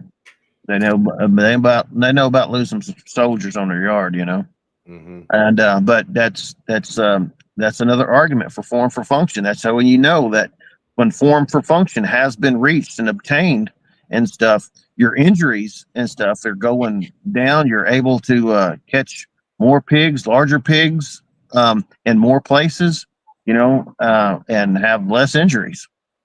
It's and you don't need other dogs to do it. Right. Wow. Okay. Yeah, man. Y'all got to go look at his Instagram. I don't want to show it. Yeah. Check out his Instagram for sure. Yeah, for sure. Yeah, he ain't BSing us. No. I was looking at the Instagram and said, holy crap. Yeah, he got that proof. You said you do 300 hogs a year? Yeah, I've recently gotten married and got a little one and our 4-year-old. And congratulations. Well, thank you. And working on my house and stuff, and like I'm not hunting as hard as what I used to. I'll always hunt, but I'm probably hunting about half as much as I used to. Oh, girl. Oh, yeah. I got a little young girl, little daughter. Yeah, they stop a lot of things. Mine, I get in trouble if I don't take mine with me. I can't even. She likes to look at the pictures on my phone, and one of the first things she does is check my phone out to see if Daddy's got any new pictures and stuff on there. Right. That I acquired while she was not with me, and I will hear about it. Yeah. I tell you what, Hey, I kind of pride myself on being a rough, rugged man, but a lot of people see me turn to mud with my daughter around. Yeah, yeah. Me and my daughter are extremely close, so I love her. Yeah. Excellent. Ja, what you got, brother? So talk about some of your performance crosses. I know you have a few of them, and can you talk about what they consist of and what you were looking for when you did those breedings? Performance crosses. What do you mean? So such as like your bull terrier, staghound, Irish wolfhound cross. Dane Pitt, Stag, and Um, all what am I hoping to achieve out of like breeding a bull terrier to a stag stuff? Yes, sir. Well, I like to. I've done a little bit of different stuff over the years. I've tried different stuff, and I've kind of evolved as I've gained more as these dogs have taught me their um, uh, what their capabilities are, and like what I thought their limits were. They disproved that time and time and again, and it's opened up more and more. It's opened my eyes. It taught me a lot more about dogs. I've learned a lot more about dogs over the years. I've been introduced to people that I would never have.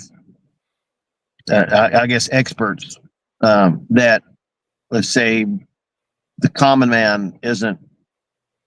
They've got no interest in talking to the common, the common pig dogger and stuff, or dog owner is like, but that's who I like to talk to nowadays.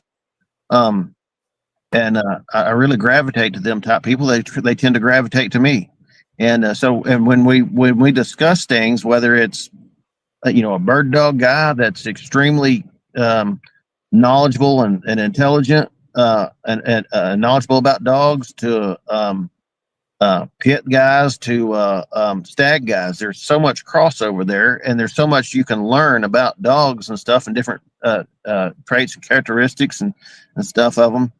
So I've kind of I've learned more and more about dogs as and the dogs have taught me so more so than anybody else, really. And what I've done is kind of the type of dogs that I've got and that I'm breeding now is kind of evolved over the last decade. Where I was using pits for their hardness and their heart and everything, and a lot of their mentality. Pits I call the king of catch. By the way, they'll always be the king of catch for me. Mm-hmm. But I've discovered a particular line of bull terriers overseas that is just as hard as the hardest pits that I've ever seen, but they have a lot more hunt drive. They and not just prey drive, but hunt drive. They love going out and hunting and stuff. They're very active and about it and stuff. And so I've kind of traded the pit for this particular type of bull terrier. It's like a Hinks type bull terrier, if y'all know what that is. They're like a kind of a traditional type head, not the Roman nose type bull terrier and stuff. Uh-huh. And anyway, so across that with a stag, because a stag's not hard enough to catch these big boars. The wolfhound or the Dane, to me, they are a lot of them. Some of the ones that I've had, they possess the desire. They're not really as true. They're not as hard as a pit, but they can control a pig. If they have the nerve to catch it, they can control it so much better, and they don't take damage or anything like that. But they're not as hard. So you'll run into you'll see that they'll let you down, once in a while. Right. They can, and a stag can only take so much abuse. You hit a stag once or twice, and most of them, they're bowing out. You're like, piss on this. But you really need the speed, but you got to have the hardness from the pit. Right. And so that's what you're really trying to do is you're really trying to marry speed, hardness, and size together. And and what I like to do, what I've found is I want to keep about half bull blood in my dogs, whether it's pit or bull terrier. And when there's a couple ways of doing that, but I think that the best way to do here's one way of doing it is you can cross a wolfhound and a stag and have you, like say, an F1 right there. And then you can cross that to your pit and you can have a quarter stag, quarter wolfhound, and a half pit. And you can line breed that if you wanted, breed F1 to, or that resulting litter, the half bulldogs to one another from that litter. Or what I think is better is crossing the pit to the stag and crossing the pit to the wolfhound and having and then bringing those two litters together, and then you got a half stag, a quarter stag, quarter wolfhound, and a half pit or half bulldog of some sort. Okay. And I think that it gives you a little bit better chance of keeping the qualities of the pit or the hardness and the heart and stuff. That it's your let's say a form for function. You got you function first, and then form follows the function. And I in my breeding and stuff, I find it very necessary to let's say the pit, that top hardness, it wants to perform the function, but it doesn't have the physical ability to do it, but the mentality's there. Right. So then I want to give it the physical traits in which to fulfill that function, but keep the mentality. You're trying to keep the mentality while creating a physical body in which to fulfill it. But you got things working against you. You got the stag's mentality, and the wolfhound's mentality. That lack of hardness and stuff, and the both of them. But they have a lot of them have great physical attributes. The eyesight of the stags is phenomenal. Like we can be out and looking for pigs, and you can have just an old young black Angus calf over here on a fairly dark night. He's 60 yards off the fence, and a stag seen, and he can discern the difference between a pig and a young black calf about the same size. If they got some experience on them, if you've hunted that dog a lot, you sit there and you watch your mirrors and stuff, and you see that dog seen, and he's paying attention to him, but you recognize that he knows that that's not a pig. And whereas your other dogs, your pit and all this other stuff, they don't even notice that thing as it drives by, much less be able to distinguish what it is. Right. The eyesight of a sighthound is phenomenal at times. They've got to learn how to use it. And a lot of times when you put these green stags in the truck, you could have deer running across the road in front of you in the daylight, and they don't never see them. They're looking, everything's moving, the trees and everything are moving beside you and stuff. And like, they've got to learn how to hunt with their eyes and stuff, learn that. But after a while they get pretty good. But I forget where I was going with that. But anyway, so a lot, the different breeds have different attributes. Just with the stag, it's not just the speed. With the and I love the wolfhound. It's gentle nature. It's real friendly. It's pretty quiet, and it's just very mellow. And they make pretty daggum good pets, house pets. But that's a lot of dog though. That them dogs. that is, I tell you what, that is, God, that's a monster. Yeah. You put a leash on on one of them things, and I got a 13-month-old male. You can just kind of, I can just grab him by the collar, and we'll be walking, and he just put his head down, and that he will, you dang near get jerked to the ground. And he, Yeah. you know, if he's pulling on you, if he wants to go somewhere and he's pulling on you, you've literally got to try to lift his front end off the ground to keep from him just carrying you off.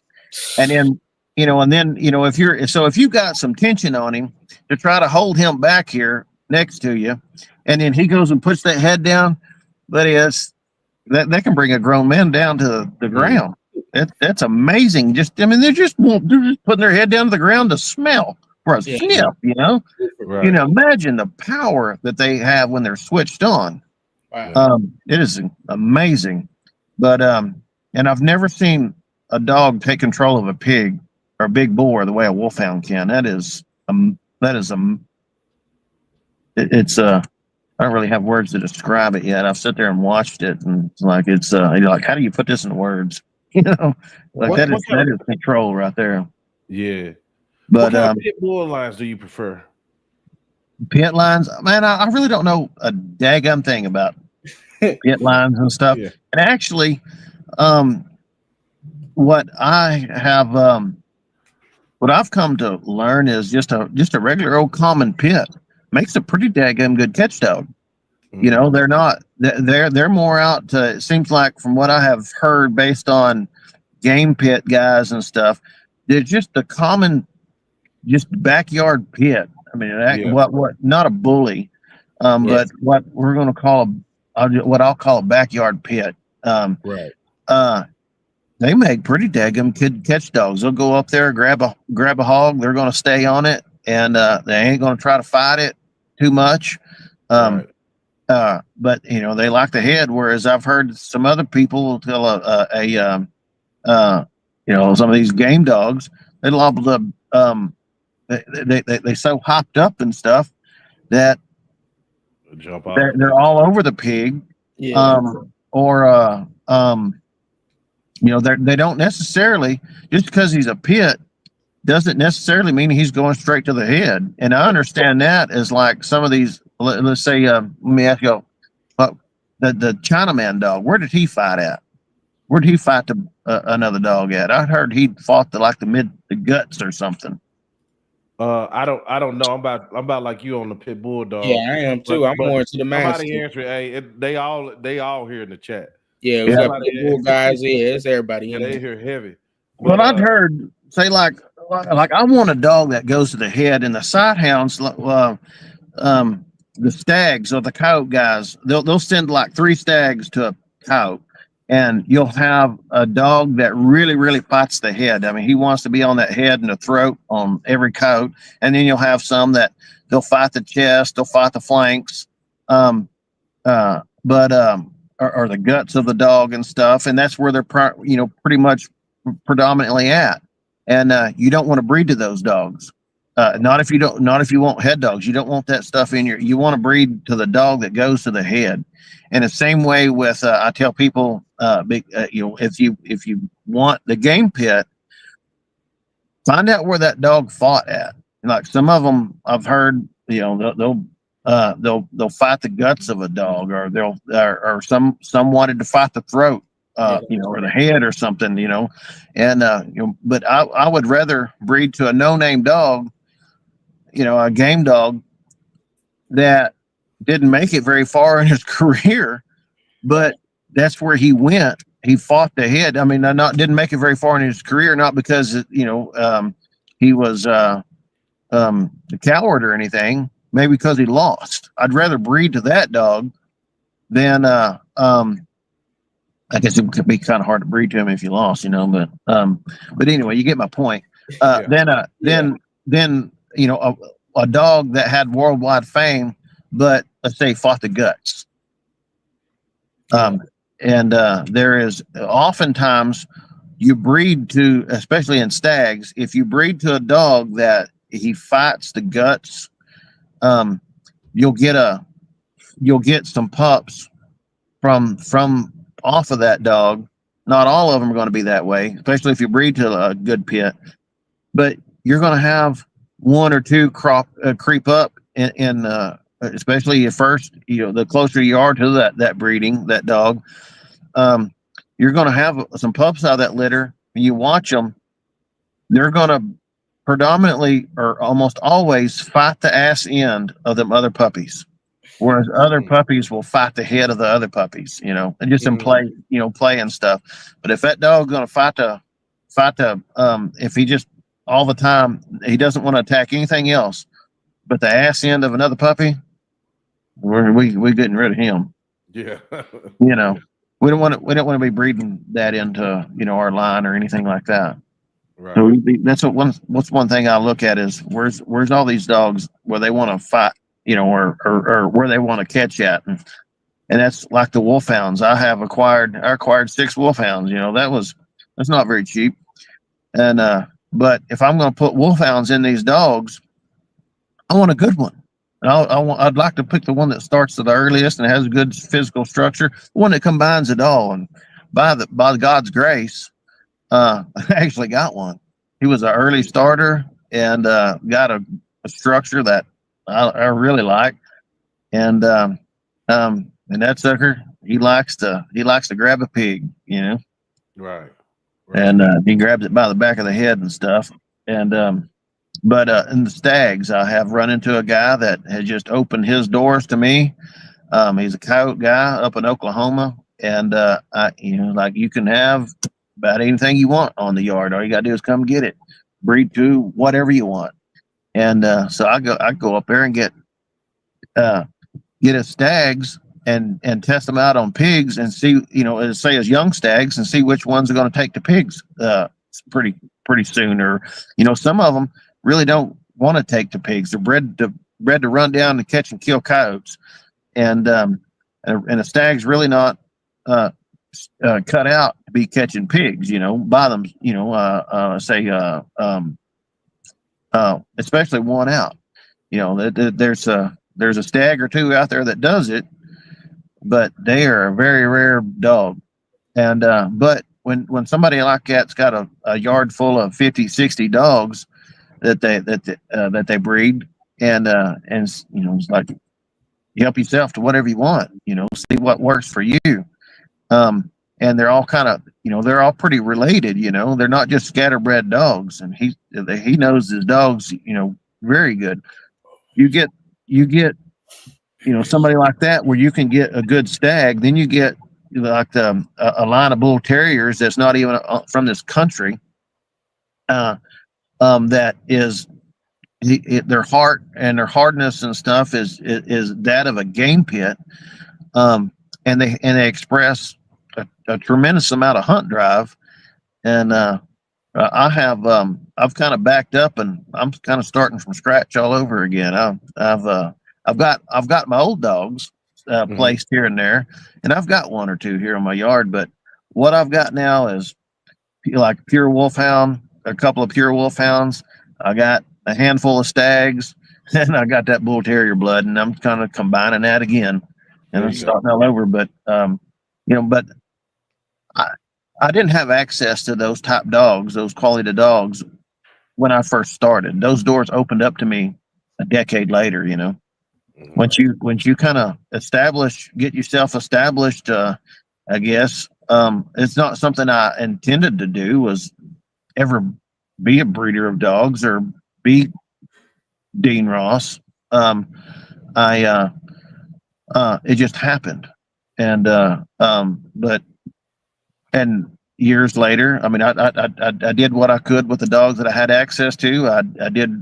I really had the Lord's favor on what I was doing, early on, and I made it a long ways, and I have started over a time or two, and people thought I've been crazy for doing it. I had Danes for a little while. I approved some Danes for a while, and people like, the heck are you doing? You've kind of given up your Danes and you go in a different route. And I'm like, yeah.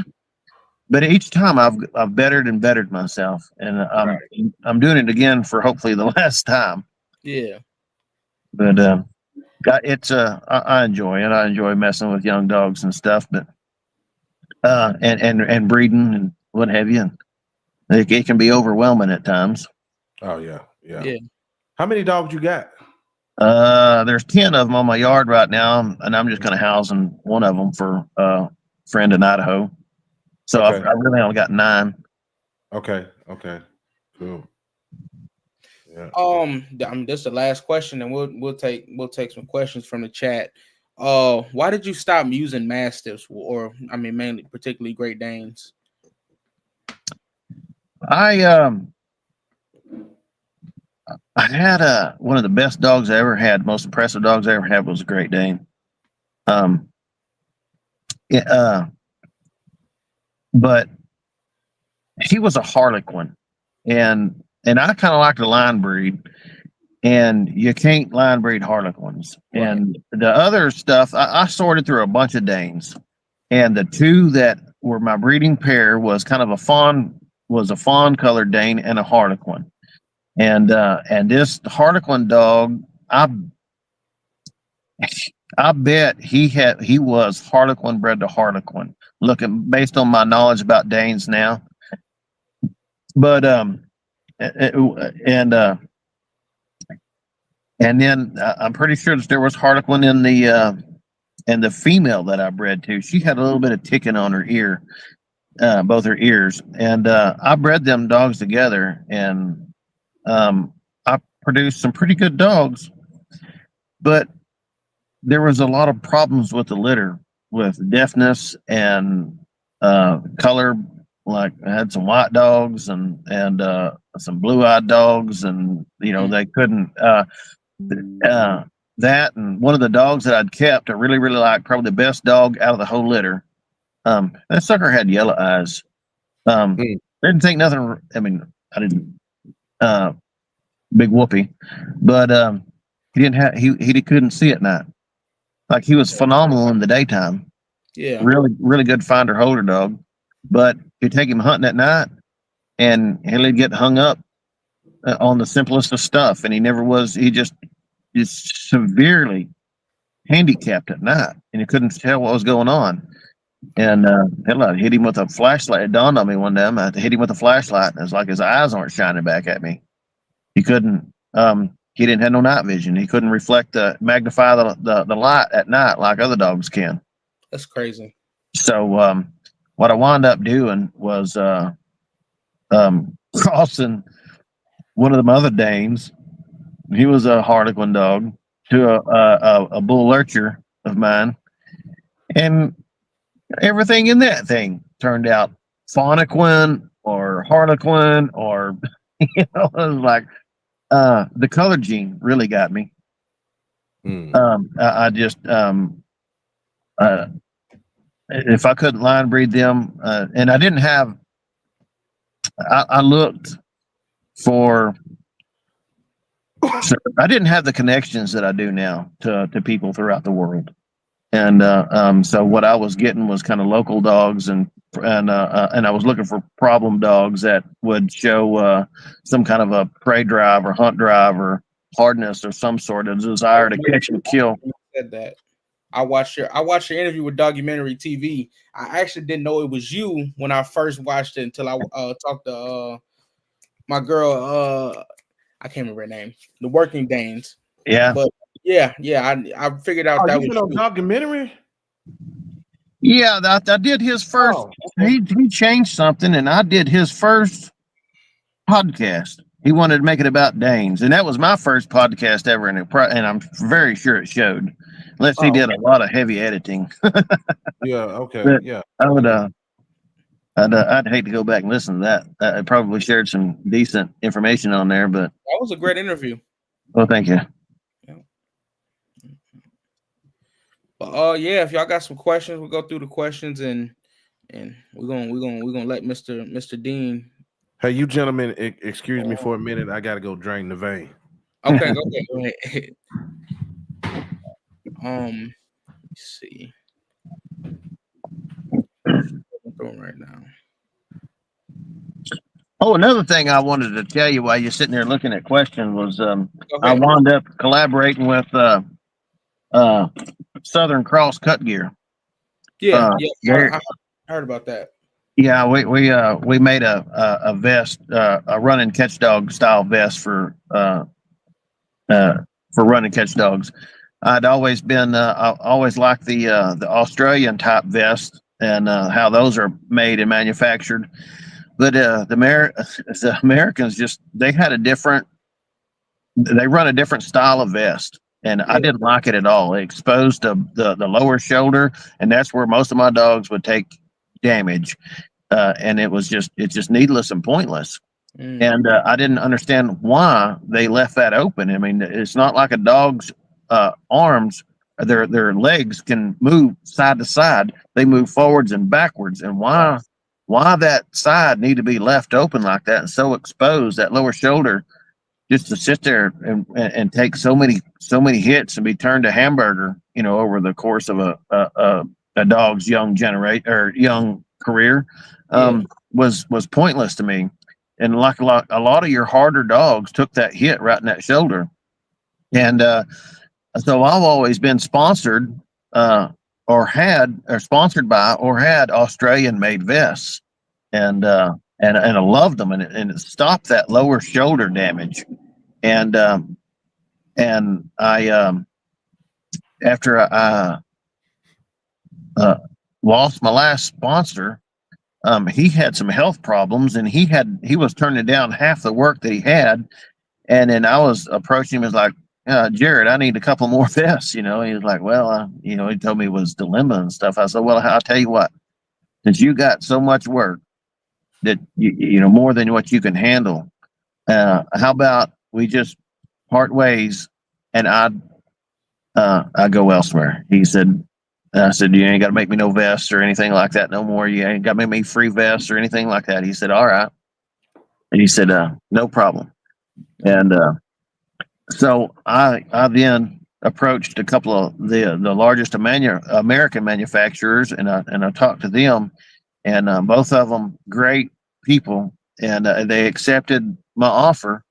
And I would have liked to work with both of them, but I can't. And I just chose the one that give me I liked him the best. He gave me the most attention and stuff. Showed the most willingness to work with me, and so I went with Southern Cross, and dude, that guy is he's a great dude and a very good Christian man, and I really like working with him. Okay. Shout And out to so we wound up making a vest for these running catch dogs. I think it's called the Boar Buster Pro Plate. Anyway, it's everything that I have. I used to take my vests and modify them because of the fences and stuff here, the hardware and equipment and stuff on them getting hung up, snagged and stuff. I was all the time training young dogs, or I'd take and move flaps and just doing different stuff with these vests to help these dogs, help it make the equipment not get not be such a hang up for the dogs. Yeah. And so I took everything that I liked about the different vests and my knowledge about vests and stuff, and we had Southern Cross. We combined all that into the Boar Buster Pro Play. It's it might be a little bit different than what, like some of the equipment, like the D rings and stuff. They might not be where it might be odd to people, the placement of them and stuff, but yet and where the buckles are and stuff, but yet it allows that dog to get under fences and stuff without the wire getting underneath the buckle, or briars and stuff, getting under the buckles and what have you. Briars are still going beside the dog, and it'll snag there. But I wind up, my dogs, when I hunt hard, on an average hunt back, last year or 2 years ago, stuff that they were going under about 18 fences per hunt. And that's pretty hard on some young dogs. that you're just they've got to learn to navigate the fences and get through the fences and stuff, and some of your hunts are just dedicated to young dogs learning to get through the fences. Right. So a lot of my stuff is for like that there. It's made to protect the dog's lower shoulder and for the dog to move freely and get through the territory with pretty good. Okay.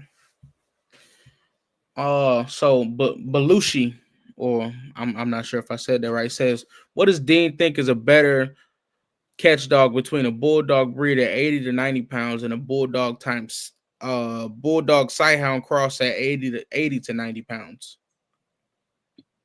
I don't know. I don't really look at the pound. I just look at the dog's ability to move and to function.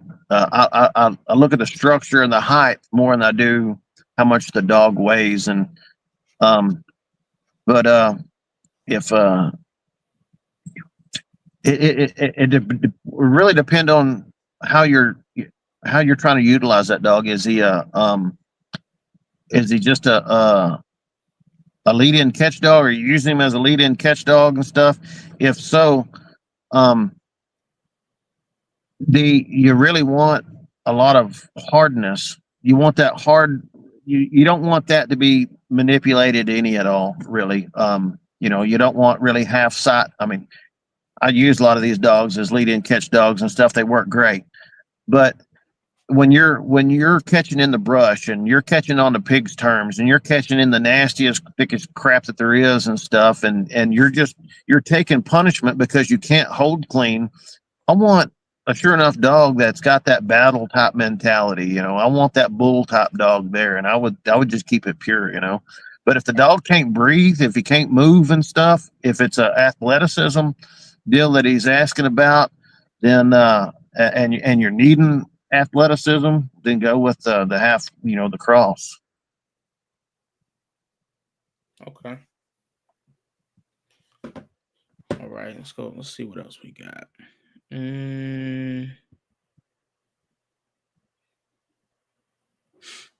Salute the exotic baubles. Hey man, go ahead, hit me up. I'm big on the baubles right now. That's what I'm looking to get when I get my first dog. That's what I'm looking to go after.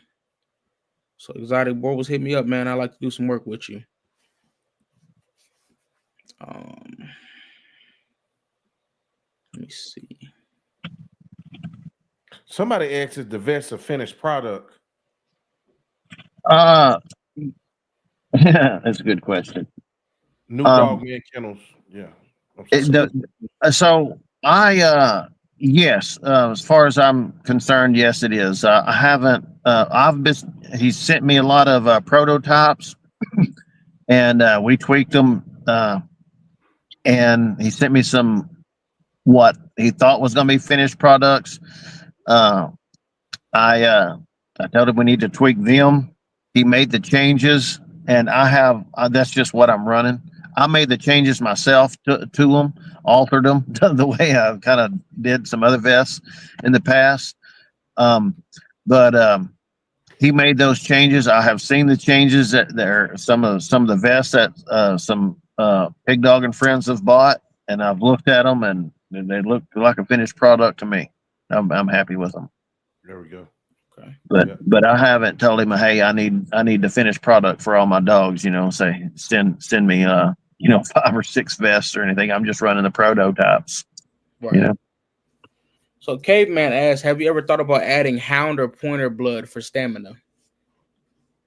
Yeah, that's especially when you're new to this, the pig dogging game and stuff. Everybody's wanting to add across like a cur dog or hound or something to a pit and make a finder holder type dog and to increase their stamina and change their hunt style a little bit. But I don't like to do that at all. To me, my focus is on a catch dog. I want the catch dog type mentality, and I only want to use dogs that have a catch type mentality. That might not be hard, like a pit, like the stag, he's got a catch mentality. He's wired to catch, but he's not as hard. Right. But a hound or a bay dog and stuff, their mentality, they have a different. Their brain is wired differently. It's not a catch mentality; it's a bay type mentality. Right. And I want that catch mentality. I understand that you when you can cross a bulldog to a hound and stuff. As a matter of fact, my buddy Will Booth in Georgia, he crossed some of this bull terrier stuff to July, and them some is just straight catch. Even his pups, but they're pretty hot. But his the reason he did that isn't to make a finder holder type dog. It's not for even that breeding. We knew he was going to have to do that for what he was wanting. He's going to have to drop that to a quarter, but he's wanting to tweak the hound a little bit, not the catch dog. He's wanting to put more grit and more a run. Let's say phrase this. He's wanting to tweak the way of they hunt and Excuse me. anyway. But for me, I'm a catch dog guy. I'm not a bay dog guy, and I don't want bay blood in my dogs. And since I line breed and stuff, I don't want that mentality in my dogs. It's going to come out. It's going to show itself, just kind of like that dog that fought the flank or the guts of another dog, and then who had pups come out that there were only ass grabbers, or they'd only catch on the front leg or something. They never would go to the head. Same thing that you're going to have with that I'm going to encounter with adding bay blood in. I'm already trying to my damnedest to hold that hardness, or to keep the bulldog type mentality. So I sure don't want to be adding a bay blood mentality. A lot of these guys in Georgia and stuff, they'll run bird bulls, a bird dog cross with the bulldog and stuff, and so on. I don't know how much other stuff they got in there, but that's still, a bird dog. They're pretty rough. A lot of them are, and by themselves, they're pretty daggum rough. But and most of them's going to catch with a catch dog, I think. But that's still a bay type mentality, And if you're going to line breed and stuff, I want to keep that mentality pretty pure, or as close. I don't want to change anything about the catch mentality. Yeah. Okay. So noted. No dogs that like to grab the behind. So Dylan or Dylan, man, you got to tell me your name, because I hate to do that. But it says, does he prefer the Saluki or the Greyhound?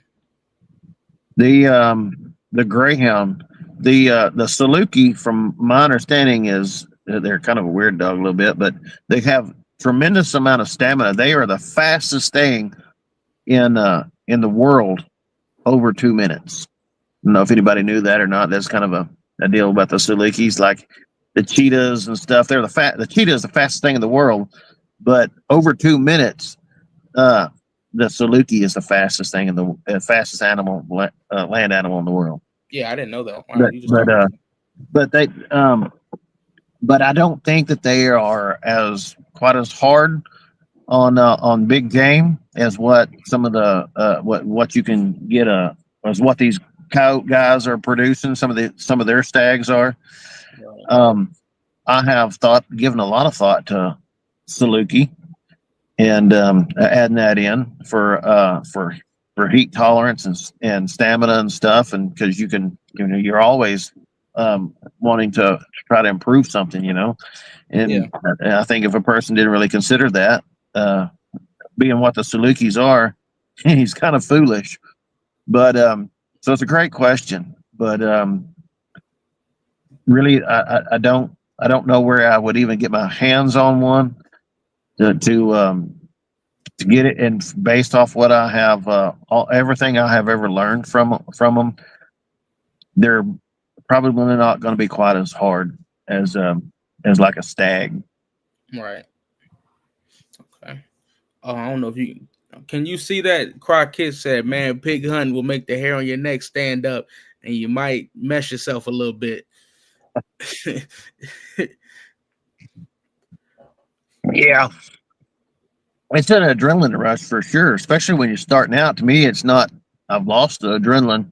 I still enjoy it, Yeah, but man, I had some fun times and stuff, and I realized like you how much your adrenaline gives you tunnel vision.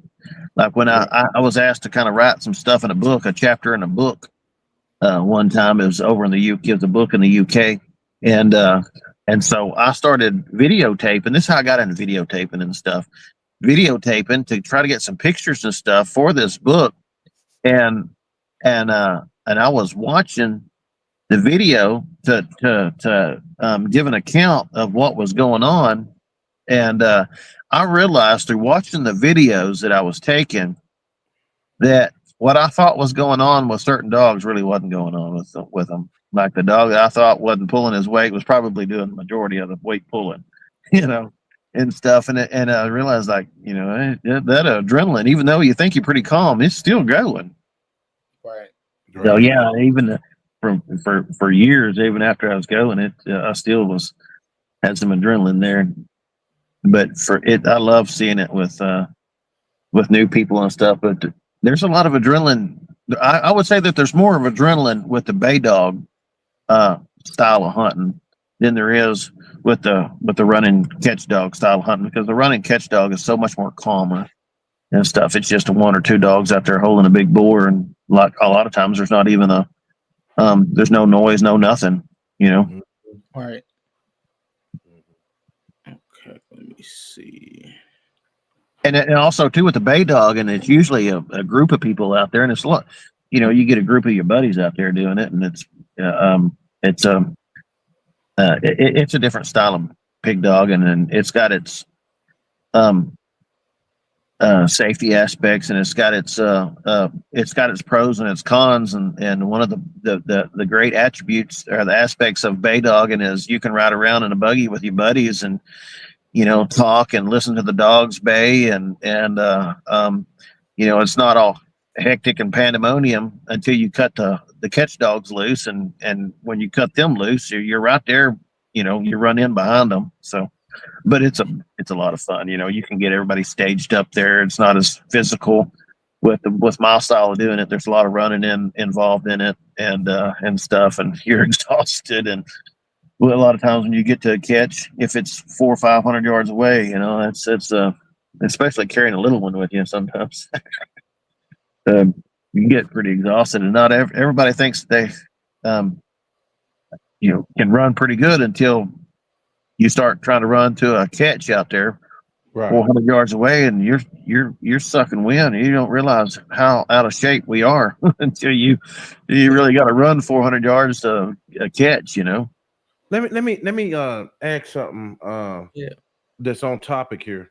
This is from Tsunami I72. How you doing? He says, are any preconditioning for his catch dogs before hunting, such as treadmill, flirting, road work, etc.? I imagine a catch dog should be in shape and strong with air. And then I want to ask a question on top of that one. Is hog hunting all year for you? Well, you can't ask me but one question at a time. I can. I'll go down the rabbit hole and I'll forget. I'll forget half of the first question. Okay. But yeah, we get both good questions. No, I don't do any kind of conditioning. Okay. Like say my dogs just run around in big pens, and well, I say I don't do any let me rephrase that. Like the treadmills and stuff, all the examples that he give, no, I don't really do that. I will take dogs that are legged up, and I will leg them up. Like say, letting them run behind or beside the pickup and stuff, letting them jog or what have you, down these bar ditches on these farm to market roads and stuff. You really try to keep them off of the pavement or the gravel and in the ditches, where you don't run the pads and stuff off their feet, you know, but you know, pavement, if you're running them on a pavement, it'll tear their pads up pretty fast. Yeah. If you get them in the grass and stuff, you know, and you're just trying to jog them about 10 to 15 miles an hour, you know, you can do that for a couple miles and or I do that for about 5 miles sometimes, conditioning some dogs. But I'd go from like water hole to water hole. It'd be a 2.5. It'd be a 2.5 miles to one water hole, and then 2.5 miles back to another water hole. And that'd be about 5 miles. And I would do that to kind of condition some of my dogs to get them up to speed, especially like if I acquire an outside dog, let's say like a wolfhound. If I purchase like a wolfhound, that's 2 years old, female, you got to get that dog legged up. She's never run before in her life. Outside of a yard, she's never really stretched out and hit top speed or anything. And you've got to get these dogs accustomed to really running and reaching and not just that, but just their body and the muscles and the tendons and ligaments up to that. It's a like let's say like a 3-month long process. You just don't want to just start out sprinting them.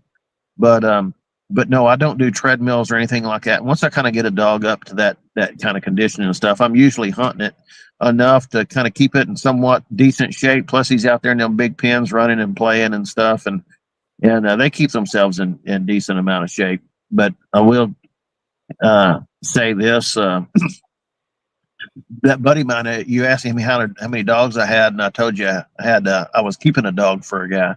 Yeah. We took that dog out hunting. It was a stag, and he'd been sitting there in his big pen by himself for about 2 months. We took that dog hunting out the other day, turned him out 3 times. He's out there favoring his back leg yesterday. Ooh. So, he pulled a muscle. But that dog just sat there he's a stag, and he just sat there in that pen. And we turned him out 3 times yesterday or the other day, and a couple days later, I seen him. He was favoring one of his back legs. Not too bad, but that's a stag for you. You got to keep them suckers in good condition, and I don't know how long he hadn't worked before I started keeping the dog, but and your question was what? Oh, hunting year round. Oh yeah. Mm-hmm. Yeah, I do hunt year round. You get these dogs that can catch on the pig's term, or not the pig's terms. They catch on their terms, deny the pig the terms of catch. When you can catch out in the open and stuff, there's a lot of stuff that starts opening up to you, like crop fields and stuff. You can start doing residential work, crop damage and stuff. People just start, if your dogs are good at that, they just start seeking you. Well, let's say you go audition, kind of how I started getting some stuff. A lot of the stuff that I have now, it started with me just auditioning to some farmers, and so what I do is, of course, you take your 2 best dogs. You put your 2 best dogs on the truck.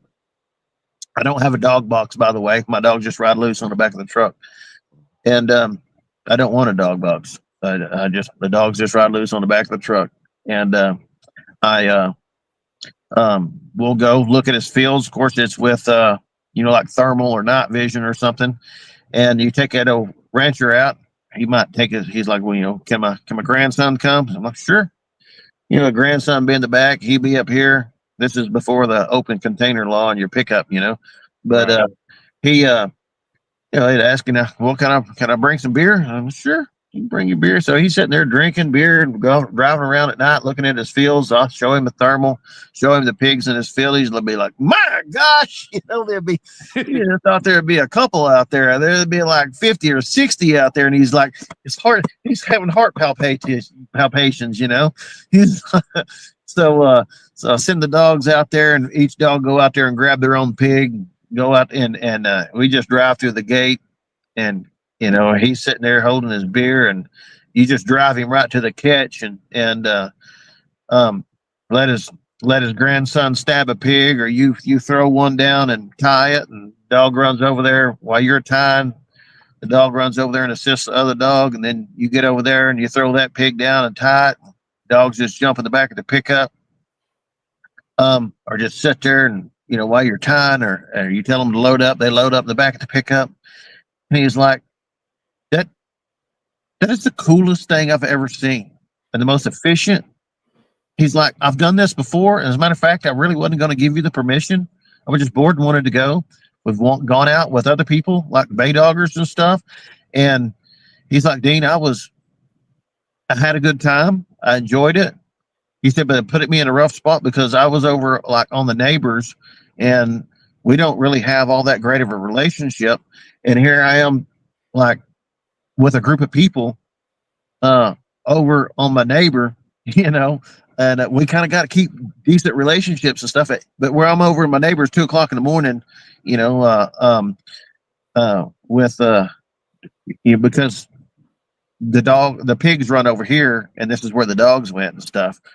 And so he said, I heard you talk about your dogs, or I've heard other people talk about your dogs, but I have experienced pig dogging. And he said, I just didn't believe it, and I wanted to see it.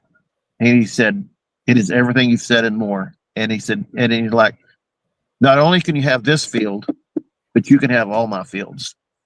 And then he tells another person, and then that's just, they want to go out and see. It's like, believe it for themselves. And so you do that, and the dogs just get you work. You're not having to. I mean, I got so much stuff I can't hunt in a day. Right. And I've never really looked for. I've never well, I'll take that back. I have asked a couple times, but a lot of it's just word of mouth, and it's like, but like I say, year round, because they can hunt the wheat fields and the crop fields and stuff. The farmers don't want the pigs in the fields whatsoever.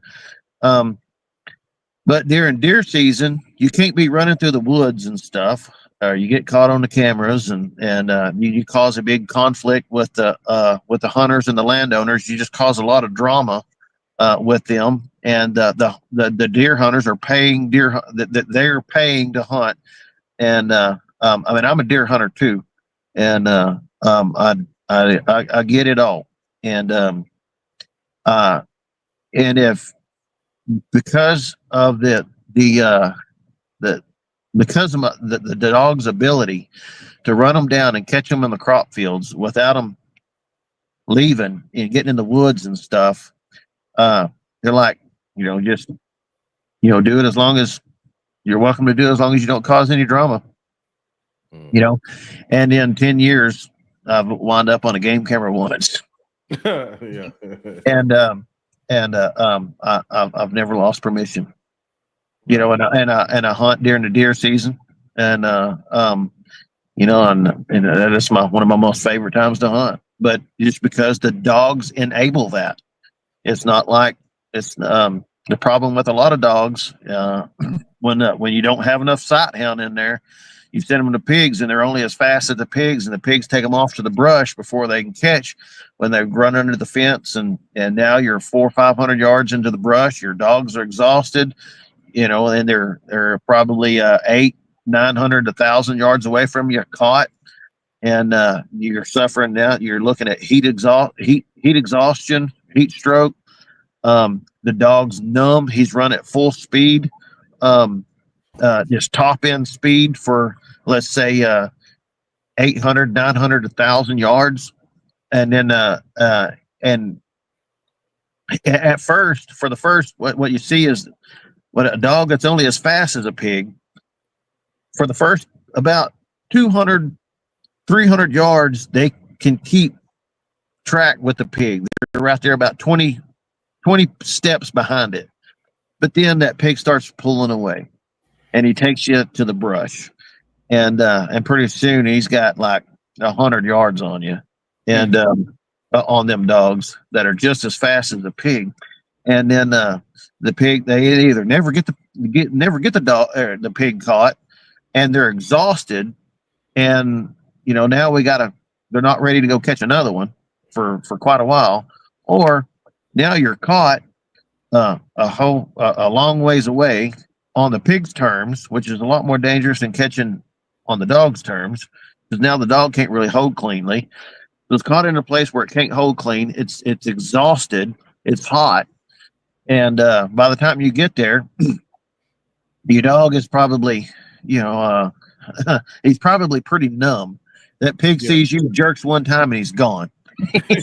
The dog's so numb he can't even get to him. If he is, if he's not cut down or suffering from heat stress or exhaustion or something, their heat stroke, and then now we're in the woods and on a game camera, and so that's you can't really do crop work or residential work or anything like that with a dog that doesn't effectively and efficiently run them down on the crop fields. And like I say, people think that that's the easiest place to catch, but yet nobody can do it. Right. Well, I mean, it was a great show, fellas. I appreciate y'all coming on, and we all uniting and doing what we're doing, talking about these dogs. Yep. Mr. Ross, it was a pleasure for sure. Yep. Mr. Ross, it was nice to meet you. And thank you. I learned a lot today. Yeah, you definitely. Yeah. Well, I enjoyed you two gentlemen. Y'all's pretty good hosts. Thank you. Yes, Thank you. We appreciate it. I've also enjoyed watching y'all's content since I've got acquainted with y'all over the past couple of days. Y'all got some good content. I appreciate that. I appreciate it. I ask for your forgiveness in advance when you watch all my episodes. I'm getting pretty wild. Yeah. Well, we get better as we as we do this more and more. Like I say, the first interview I ever give, I'd hate to go back and watch that. I'd cringe. Oh, I don't like to go back and watch interviews. I don't. But really, tell you the truth, I have to go back to learn because I bet you, Ja, he's dealing with this right now. You listening, you listening to the chat. Your phone is ask him this. It'd be a lot going on. Yeah, it is. There's a lot going on. I'd be like, man, I don't even like to go back and listen to it sometimes. I gotta go back and listen sometimes because they be like asking questions from all directions. Yeah. Yeah. But when I get those one interviews that I know this is good, like I actually like to listen to it, I really can enjoy it, and I can definitely take into account what I can do better and to make more episodes like that. Right. Yes, sir. I think this was one of those. This was actually a pretty good episode, and you definitely answered the questions very well. I'd like to have you back on if you ever would be down for that. Well, I don't mind it. I can sit here and talk for 10, 12 hours about different things, whether it's breeding or dogs or what, whether it's aptitude versus talent or anything like that, Yeah. I love it. Okay. All right. Good to know. Well, salute to the chat. I appreciate everybody that came out. Joe, it's all love with you always, man. I appreciate you, brother. Yes, sir. Let's continue to spread love and no hate. This world is getting crazier, and as I say, let's continue to better our minds and dogs. Thank you. Yeah. I enjoyed it. Thank you, sir.